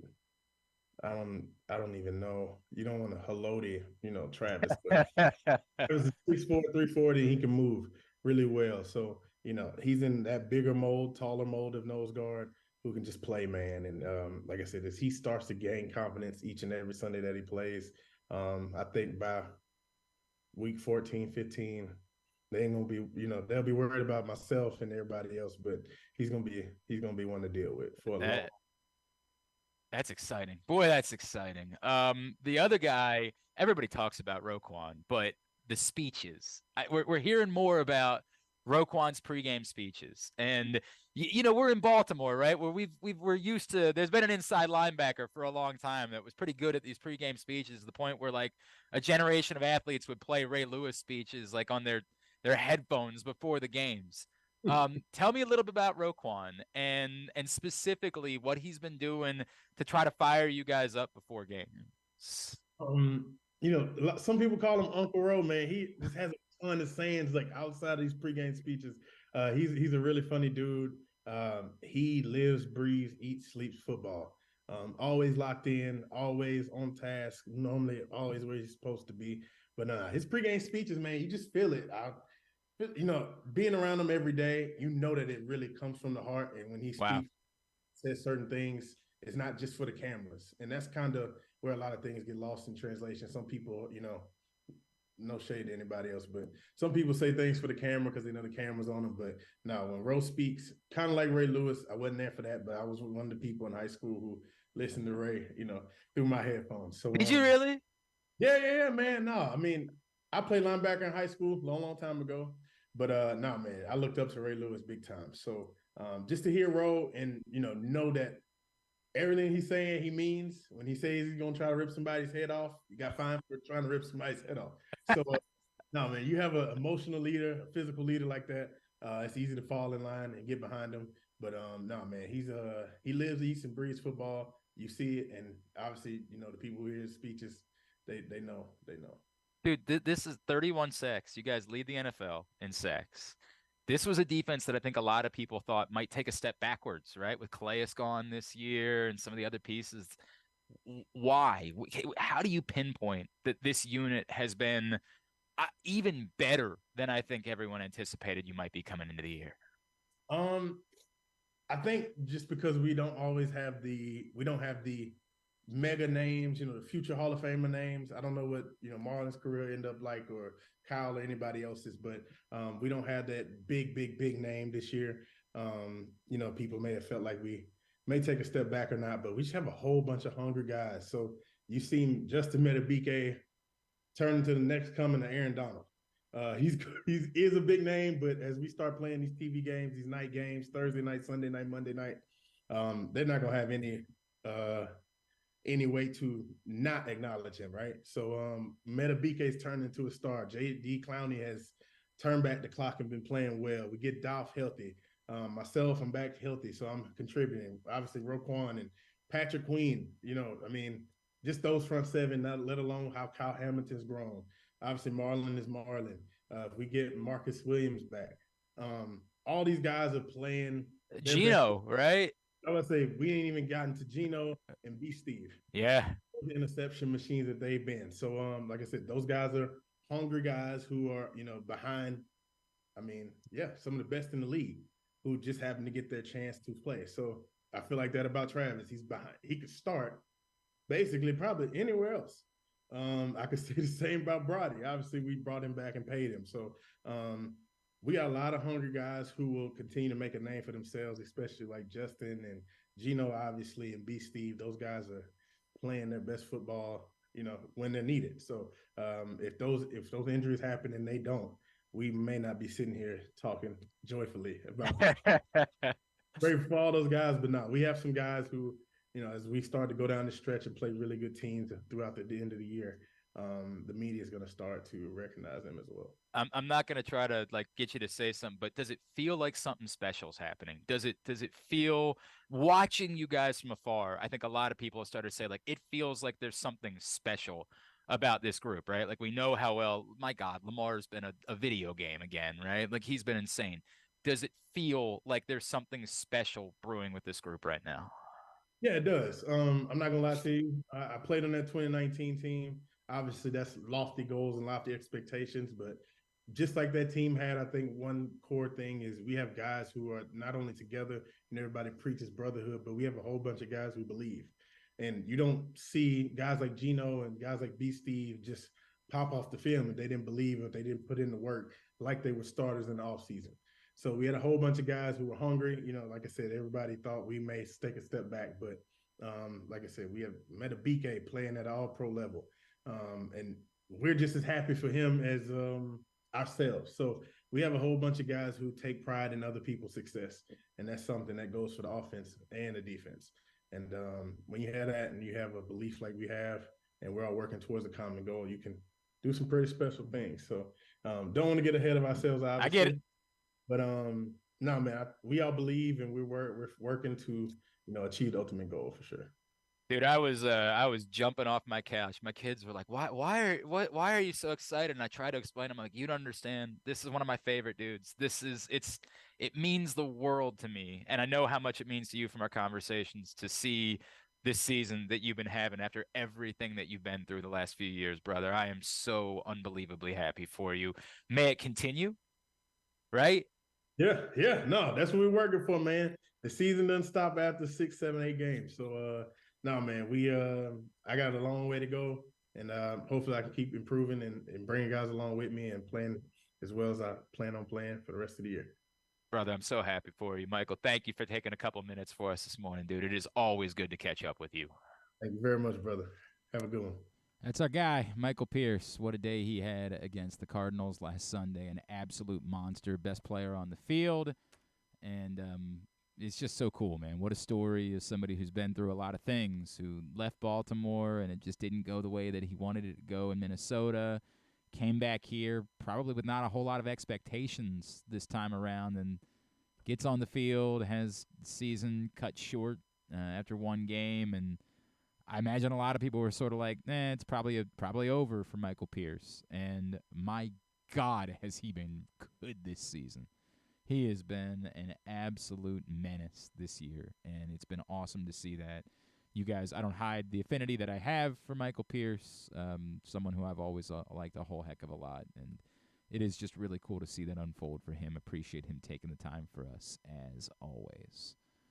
All right, Stan the Fan Charles has had a busy week. He's not here today, but last night he caught up with Eric Garfield, Mr. Prospect Man himself, down in Sarasota, talk about the Orioles' pitching prospects moving forward. Earlier in the week, Stan and Ross Grimsley got together with the great Rick Dempsey. And if you missed that show, you can find it right now, facebook.com/PressBoxSports. Click on the videos tab. Go to youtube.com/PressBoxOnline. Stan, Ross, and Luke are scheduled to return to their weekly Monday conversations next week. But as always, TBD, got to be a little bit flexible, but the shows are always available on demand. When we come back in, we did the whole college basketball preview show yesterday, but we still have one more to go, as we weren't able to connect with Larry Stewart from Coppin State yesterday, so we're going to do that today. That's coming up as we continue along here on GCR. Why bet with the big boys this football season? Instead, try your hand with the local book, Superbook Sports, this fall. Superbook Sports is the book next door. Just a dedicated team of the best odds makers in Las Vegas, making sure you get the best prices and parlays anywhere. And now, Superbook will give you a bonus of up to $250 when you sign up and wager on the same day and use the promo code GlennClark23, GLENNCLARK23. So bet with the best and use the promo code GlennClark23 this football season with Superbook Sports. Visit superbook.com for terms and conditions. Gambling problem? Call 1-800-GAMBLER. What's up, everyone? It's Tyus Bowser, and I've had so much fun hanging out with Rita and putting up with Glenn the last couple years that I've decided to do it again. Season 3 of the Tyus Bowser Show is happening this year, as we'll be all over town, giving you the chance to get to know me and some of my teammates. As we talk football, life in general, and just say what needs to be said. You can find out more about the show by going to PressBoxOnline.com/Bowser. If you don't live in the area, you can watch the shows live on Facebook and YouTube. And if you miss one, you can listen Friday nights at 105.7 The Fan. So we'll see you all season long for the Tyus Bowser Show, a partnership of PressBox and Great Ace Memorabilia. The next Tyus Bowser Show is Tuesday, October 17th at Mother's North Grill in Timonium. It's brought to you by Superbook Sports and AJ Michaels, and if you or a loved one have a gambling problem, visit helpmygamblingproblem.org. There's so much focus on sports betting these days, but I want to talk about an area that nobody wants to gamble on, where you choose to go out and spend your hard-earned dollars to eat. The Costas Inn is no gamble at all. The quality on their menu is outstanding, and the value is off the charts with a great and varied list of specials Monday through Friday. And the staples of the menu, whether it's salads, burgers, fish, they're all fantastic. And I haven't even mentioned the crabs or crab cakes yet. So check out the menu for yourself at CostasInn.com. When choosing a place to dine, never gamble on the food you put in your belly. The Costas Inn at 4100 North Point Boulevard, or call 410-477-1975 for reservations and your steamed crab orders. The Orioles brought us a summer we'll never forget in 2023, securing their first division title in 9 years. And while the playoffs ended quicker than we had hoped in Birdland, the future is brighter than ever. I'm Paul Valley, and along with Zach Goodman, we'll be with you on the bat-around all off-season, warming our hands by the hot stove. From the GM meetings to the winter meetings to the start of spring training, the bat-around has you covered for every trade, signing, and transaction as the Orioles look to revamp and regroup for another postseason run. You can watch the show every Saturday from 10 a.m. to noon at youtube.com/PressBoxOnline or facebook.com/PressBoxSports, or you can listen at PressBoxOnline.com/radio. So tune into the bat-around every Saturday right here at PressBox. What company has the expertise to make your home healthier by purifying your air and killing all viruses, allergens, and bacteria. A.J. Michaels, Heating and Air Conditioning in Baltimore and Annapolis, ajmichaels.com. Visit Harford County. Gear up for the holidays by supporting local with Small Business Saturday on November 25th. Take in the dazzling sights of the season with a Ladue Christmas at Ladue Topiary Gardens. Enjoy holiday lights, sing along to holiday songs, reserve a carriage ride, and sit on Santa's lap in Bel Air's Winter Wonderland, happening every Saturday from November 25th until December 16th. Nothing sparks that holiday joy quite like a festive parade. Head to visitharford.com and click on Events to see the full list of parades and so much more. In Maryland, you're welcome. Sure, Glenn may be in his 40s now, but he looks just as good as he ever has, and he's still as sharp as he ever was. And I say both those things without even a shred of irony. Find out for yourself right now by watching the show at facebook.com/PressBoxSports or youtube.com/PressBoxOnline. So yesterday we did our college basketball preview show. We do it every year. Our buddy Patrick Stevens at Discourse, the Washington Post, and other locations, Blue Ribbon, all those places. He joined us in studio, and we had the opportunity to catch up with a number of the area's college basketball coaches.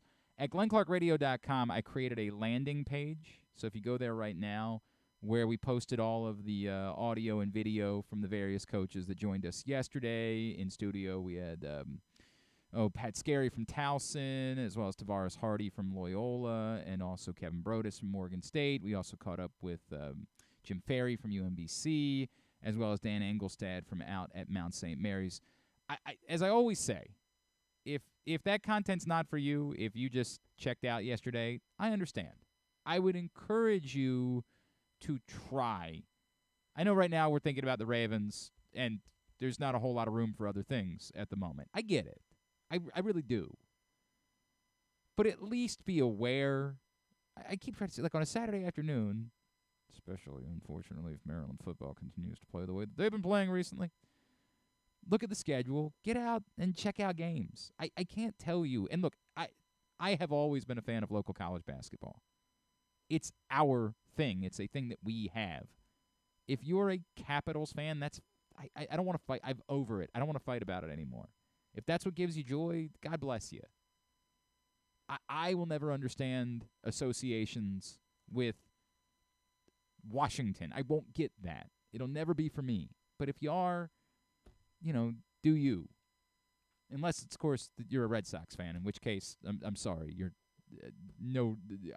if that gives you joy, then you're a terrible, soulless person. What I would say is, I would always encourage you to poke around. If you've got kids, do you understand the joy my kids, that when they go to games at Towson, at Loyola, at UMBC, at Morgan, they feel like they're at Game 7 of the NBA Finals. They don't know any better. It's awesome for them.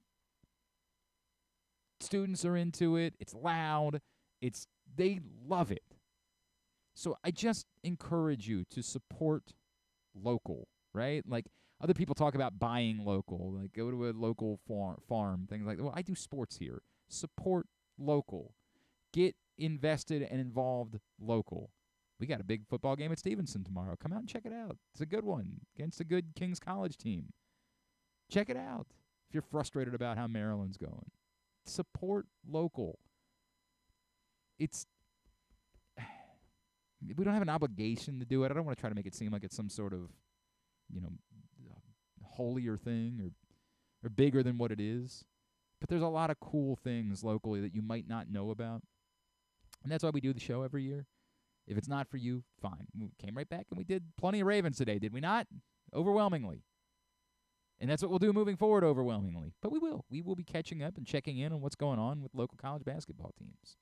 And with that in mind, one of the coaches that we didn't get the opportunity to chat with yesterday because of their practice schedule, but we did get the opportunity later in the day to catch up with Coppin State coach Larry Stewart as he gets ready for his first season at the helm of his alma mater, and we'll take a listen to that right now here on GCR. Well, this week here on GCR, we have been previewing the start of college basketball season locally, and it's time for us now to preview Coppin State as the Eagles kick off the season Monday night at Virginia Tech before their home opener next Thursday night against Towson. It's a pleasure for us to welcome back into the show the first-year head coach of the Eagles and Coppin legend. He is Coach Larry Stewart, and he's with us now on the program.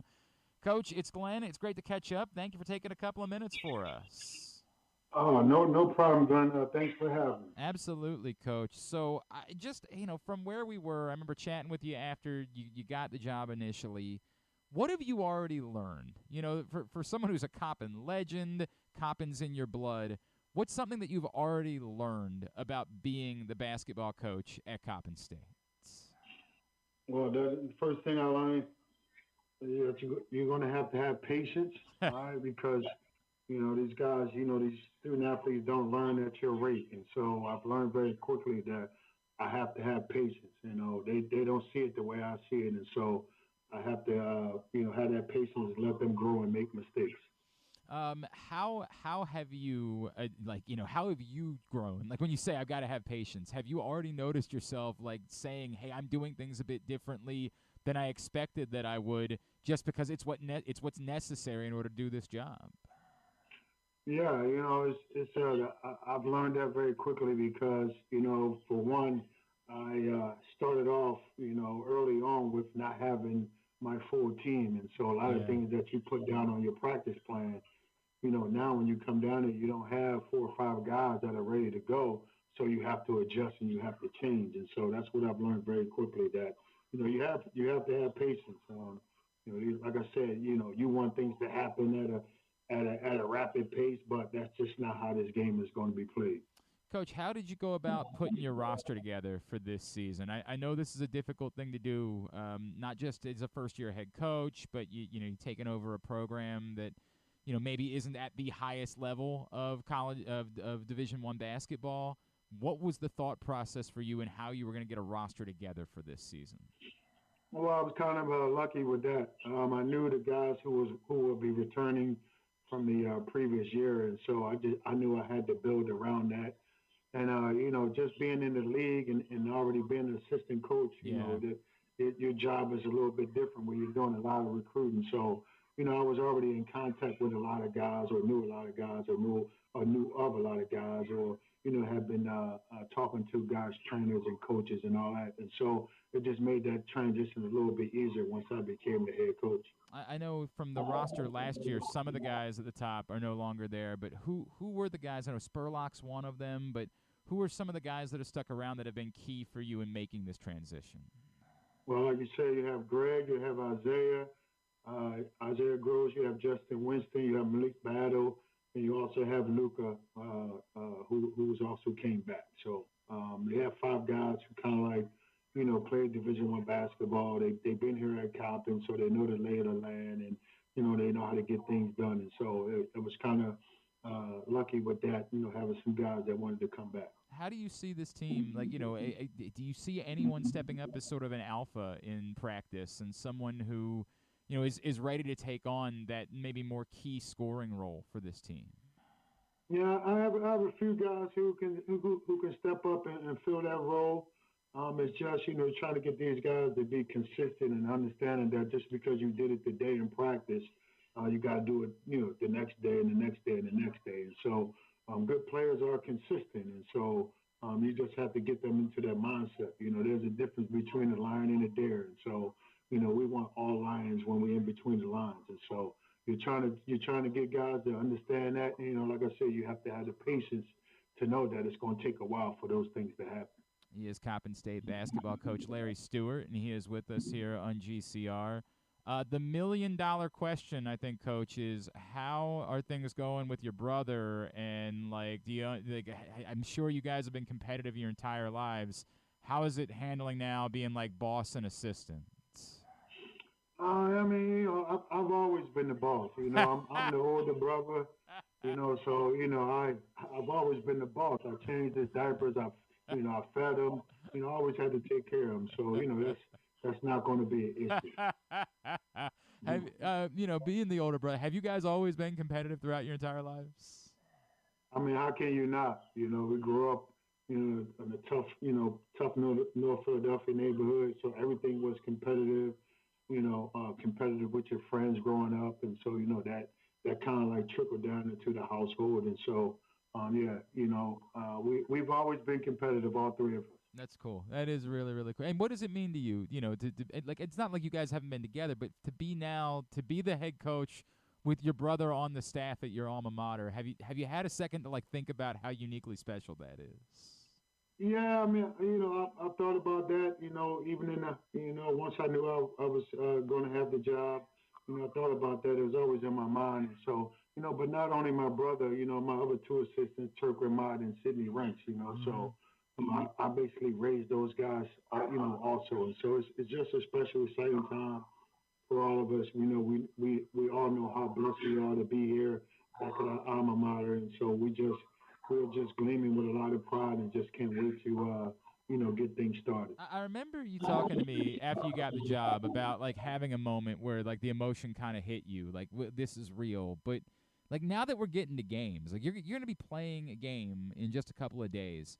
I know that you got to worry about like all of the intricacies of the job, but have you allowed yourself the opportunity to pause and think about being here and reflect on what it means for you to be the head coach at Coppin State?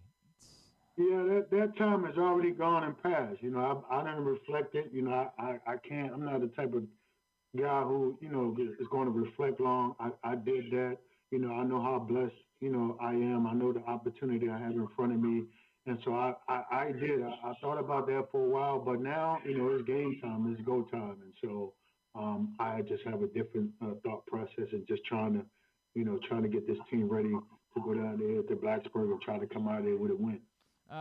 Coaches, on the outside, the expectations aren't significant. That's the way it works. Normally, these preseason projections basically look at how a team did a year ago, and that's basically all that it is. What will it take for your group to be able to step up and be competitive in the MEAC this season?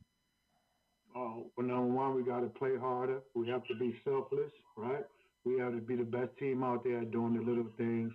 I need everybody doing their job and just everyone, understanding that, the name most definitely on the front is way more important than the name on the back. And so if I can get, 15, 16 guys with 10 toes in, the sky's the limit. So then the next question, who are among the newcomers, who are the guys that we should be aware of? Who are the guys that are likely to step up and have some roles with your team this season? I mean, I'm going to say each and every one of them. They all are unique. They all can do certain specific things. And so I see me using them all. It just will really, really depend on their growth and how fast they grow and how committed they are to this team. Can I ask but you? They all uniquely have their own skill set that can play a significant role in the game. Yeah, can I ask you about one of them specifically, just because you know what it's like for Baltimore people love when Baltimore kids succeed. Cameron Sparrow, the guard out in Newtown. Can you tell me about that young man and the opportunity that's in front of him? Well, I think he's one of my best. He's the kind of guy who's on the floor who can do multiple things. He can defend, he can shoot it, he can put it on the floor. But my biggest thing that I am happy about is that he is locked in on what we're doing defensively, and so I know that he's going to have a great long career. He just has to stay committed to the things that he is doing right now. Coach, I just wondered before I let you go, in hearing from some of maybe your former teammates and other Coppin alums, other guys that maybe played for Fang, have you gotten the sense for what it's meant to them that you're in this role, and have you been able to maybe work on trying to create more of a relationship, getting more folks out, more involved with the program moving forward because of how much it means to you? Yeah, most definitely. It's all the alum, former teammates, everybody.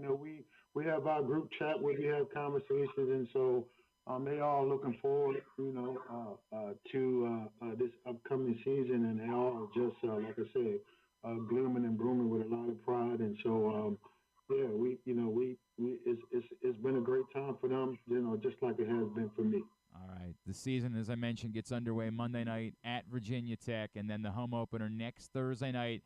Great local rivalry against Towson at the Physical Education Complex.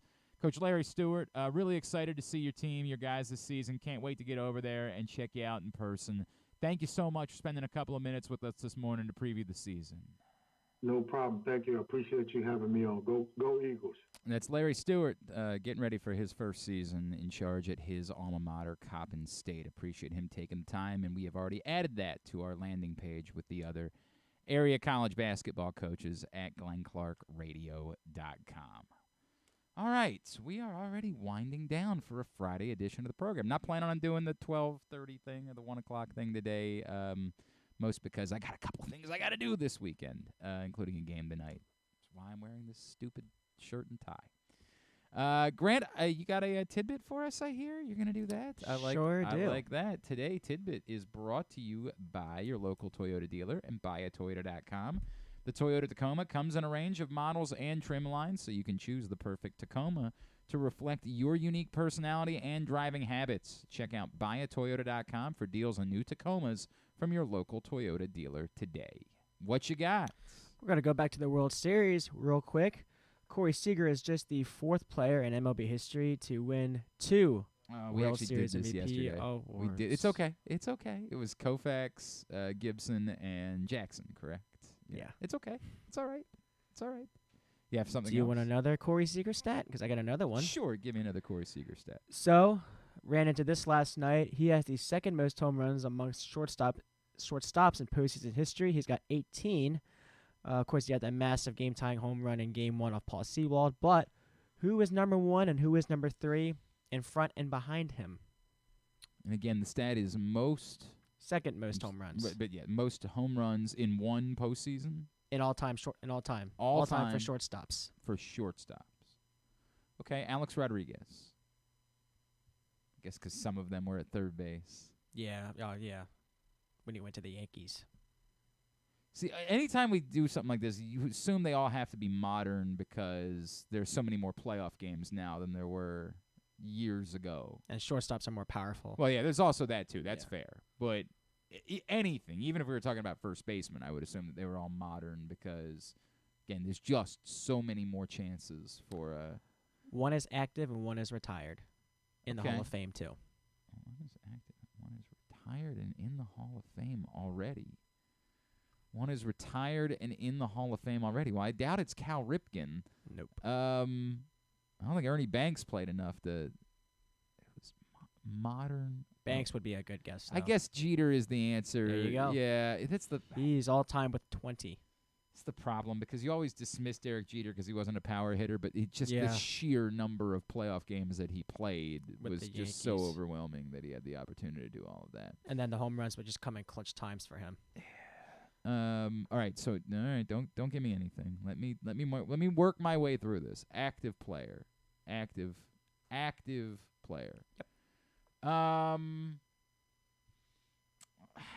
It's Ozzie Albies? Nah, he's a second. I categorize him as second base. Yeah, I guess.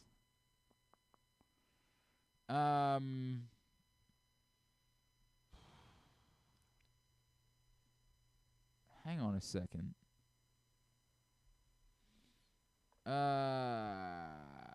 Jesus, shouldn't be this hard for me. I should just be able. Who makes sense is what I'm. So it's not Dansby Swanson, I'm assuming. Nope. Correa. You got it. Oh, okay. All right. He's tied with Seager with 18. I guess, again, consider the sheer number of games the Astros played. Yeah, 15, and 17, then, he got a couple 18, more. 19, I don't even know if he hit a home run with the Twins this year in the playoffs. But right. That's I guess that shouldn't be all that surprising. Again, these are it's difficult, these statistics, because you go back how many years now? It's actually probably 50 years since. Yeah, if you're going back, if you're saying like Ernie Banks, you're heading towards 50, 60 years. 50 years ago, they didn't even have league championship series. No. They just had a World Series. That was it. That was the entirety of the playoffs. So 69 was the first league championship series, because remember, famously, the Orioles won the first 3 ALCSs. Right. And then you didn't have a division series until the 90s, and then you added these wild cards. Like, now it's just the sheer number of games is overwhelming. The so potential of at least near 29, 30 games in the playoffs. Yeah, so it's just so many more modern names that end up on these lists. Right. All right, is that it? Do you want one more? Because I got one more on me. All right, you can go one more. So the Rangers just scratched themselves from the teams that have not won a World Series in franchise history. Who's left? Seattle. That's 1. Colorado. That's 2. Tampa. That's 3. Oh, God, who's the other one? These may surprise you. Well, at least one of them may. Oh, the Brewers, right? That's the one that Brewers? kind of surprises me for as long as they've been This around. actually came up at trivia like 3 months ago, and I really did struggle. I'm like, they didn't win one, right? They didn't win. I'm like, it took me a little while. But then I remembered after we did it at trivia that the Rangers were on the list, and they had to come off the list. So that's the list. One No? more. One more? Yep. Piss. I thought that was the list. All right. Hang on a second. Hang on. I'll leave you to it. Hang on. I'll remember it. It's not them. It's not them. It's not them. It's not them. Oh, for Pete's sake. Why am I blanking? Baltimore, Boston, New York, Tampa. How do you got them? Toronto? No. Chicago, Cleveland, Detroit. Houston, Minnesota. All right. I don't perform well under pressure. I don't like people looking at me when I'm going through this. Look somewhere else. Look elsewhere. So I don't want you to see me as I'm working through my struggles, as I'm working through my shame of not knowing off the top. Well, just off the top of my head, I feel like I should know this. So it's not them. It's not Kansas City. They won one. Houston. I already got Seattle. Angels, Oakland, Atlanta, Philadelphia, Miami, the Mets, the Nationals, Milwaukee Cubs, Cincinnati, Pittsburgh, St. Louis, Dodgers. Oh, the Padres. Yeah, Padres. You kept climbing the list. I was like, you're getting hotter. You're getting hotter. You got it. Padres. I don't know why I blanked on that to begin with. Yes, the Padres have never won a World Series. All right, very good. Well done. Thank you. Done, Grant. That was good. Now, we get Tubular to wind it down for the day and for the week. Tubular is brought to you by Superbook. I wonder if they've got odds up for next year's World Series. Let me go look at that right now. Superbook.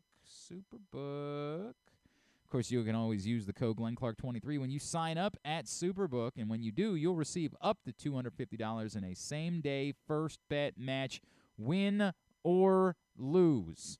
GlennClark23 is the code, Superbook. They don't have World Series odds up, but they do have AL pennant odds, and you're not going to feel disrespected. Who do you think the favorite is to win the American League according to Superbook for next year, Grant? I mean, my Orioles fandom wants to be biased and say the Orioles. It is not the Orioles. So with the AL pennant. It's actually wild. Like, no. Well, then I gotta. Well, it's not okay. It's not that wild, but here's my tidbit. No. You got it. We're not moving on. You have to guess. Yeah. Guess. Do they have the Yankees going back? The Yankees are tied for the third favorite with four other teams. 2 teams ahead of the Yankees. I mean, if Toronto can stay consistent, do they have them going Toronto is also tied with the Yankees at 8-1 as a third favorite. So I need the pennant team to make it in.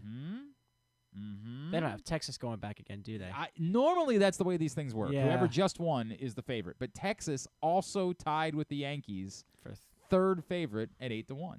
Houston is the favorite to win the American League next year at 5-1. Houston is the 5-1 favorite. All right, so give me the team that's the second favorite then. Not Boston. It's not Boston. No. Boston is at 15-1. Boston is only ahead of the Guardians, Angels, Tigers. I don't want to tell you all of them. Baltimore is the second number favorite. 2. The second favorite, according to Superbook, to win the American League next year. The Orioles at 6-1. Kind of wild. Normally, you would expect. I was expecting to feel disrespected, and then I looked at it and said, actually pretty good. They've got them ahead of the Rangers, which doesn't really make sense to me. There are 2 other teams that have 8-1 odds in the American League. Tampa, of course, 8-1, and well, I guess Seattle, very good, 8-1. Minnesota, the other playoff team from this year, at 12-1. And who's the favorite to win the National League next year? The Braves. At 3-1, followed by the Dodgers at 4-1, and then 2 teams at 8-1. Oh, so they're tied. No, the Braves are 3-1, the Dodgers at 4-1, and then there are 2 more teams. That's what I meant. So those 2 teams are tied. Next 2 teams are tied. Yes. Phillies. Phillies are 8-1 indeed, and I really want to say the Padres, but I mean, this happens every year, and it only gets so far with them. So I'm not going to say the Padres. You should have said the Padres. They are also 8-1. The Diamondbacks, who just won the National League, are 12-1, tied with the Brewers. Oh, then the I hang my Mets. head. So if you want to go ahead and get a ticket in on the Orioles right now, it's 6-1 to win the American League. You can do that right now. Superbook.com. Download the Superbook app. Here's what's coming up this weekend, tubular-wise. Again, we'll start tonight. Not a ton tonight. Maryland plays in the Big Ten field hockey semifinals, 3:30 against Rutgers on Big Ten Network. Tomorrow, busy day, college football, Fox for Penn State, Maryland at 3:30, ESPN Plus for Navy Temple at 2, Delaware State, Morgan State at 1. Towson is at North Carolina A&T at 1 on Flow Sports. Hopkins is at Dickinson, trying to stay unbeaten on the season and wrap up a league title. That's 1 o'clock tomorrow, CentennialConference.tv. And Stevenson hosts Kings, 1 o'clock on GoMustangSports.tv. UMBC begins their America East Soccer Tournament run tomorrow night at 7 o'clock. That's on AmericaEast.tv. They're at home against Binghamton. The Big Ten Field Hockey Championship, if Maryland makes it, tomorrow at noon on Big Ten Network. As far as big college football games are concerned tomorrow, CBS for LSU Alabama tomorrow night at 7:45. It's not a big weekend of college football games. I don't know. I guess USC Washington's a pretty big one. I'll give them that. That's at 7:30 on ABC. You can check that out. And on Sunday, of course, Ravens Seahawks, 1 o'clock on CBS. Football action begins in the morning on Sunday. Dolphins Chiefs, 9:30 a.m. from Germany on NFL Network. Fox has Commanders Patriots at 1. Cowboys Eagles is the national TV game locally at 4:25. And Sunday night, really good one actually, which is rare for Sunday night football, Bills Bengals at 8:20 on NBC. Everything else you can find at glennclarkradio.com. As far as non-sports, the only thing that really stood out to me tonight, they are airing live the Rock and Roll Hall of Fame induction ceremony at 8 o'clock on Disney+, so you can check that out. All right, that'll do it for us. Thanks today to Michael Pierce. Thanks to Brock Huard. Thanks to Larry Stewart from Coppin, and thanks to Bo Smolka. Do you know what Griffin does here? Do you know how to handle it? No, it's okay. We'll get it all up in the greatest hits section of the Oh my God, it's so good. Oh my God, it's so good. Tab at glennclarkradio.com. We will be back on Monday. Ryan will be in for Griffin on Monday. We will, of course, be recapping Ravens Seahawks. Jeremy Conn will join us. Don't forget the Bat Around. Last couple of weeks for the Bat Around in its current iteration. Tomorrow morning, Paul and Zach talking baseball with you from 10 to noon. And then Project Game Day on Sunday with myself, Rita, Femi, KZ, Steck. The whole crew will be hanging out with you after Ravens Seahawks, PressBoxOnline.com/gameday. Thanks to everybody at PressBox, all of our great sponsors and partners, including Live Casino and Hotel, the Maryland 5-Star, A.J. Michaels, Guilford Hall Brewery, the Royal Farms, Costas Inn, Superbook Sports, Harford County, your local Toyota dealer, buyatoyota.com. Grant, thank you, pal. What is your Twitter? Remind everybody. Or Instagram or whatever. Yeah, I don't use Twitter a lot, but I got Instagram at 20GDevivo, 20GDEVIVO. I do believe that we got through this without you ruining it for eternity. I don't think anything. I think we'll still be allowed to come back and do the show again on Monday, so this wasn't the day that it all went to hell. Congratulations. Thank you. I'm honored to have been here today. It was a lot of fun. Thanks, of course, as always, to Griffin at Griffin_Bass.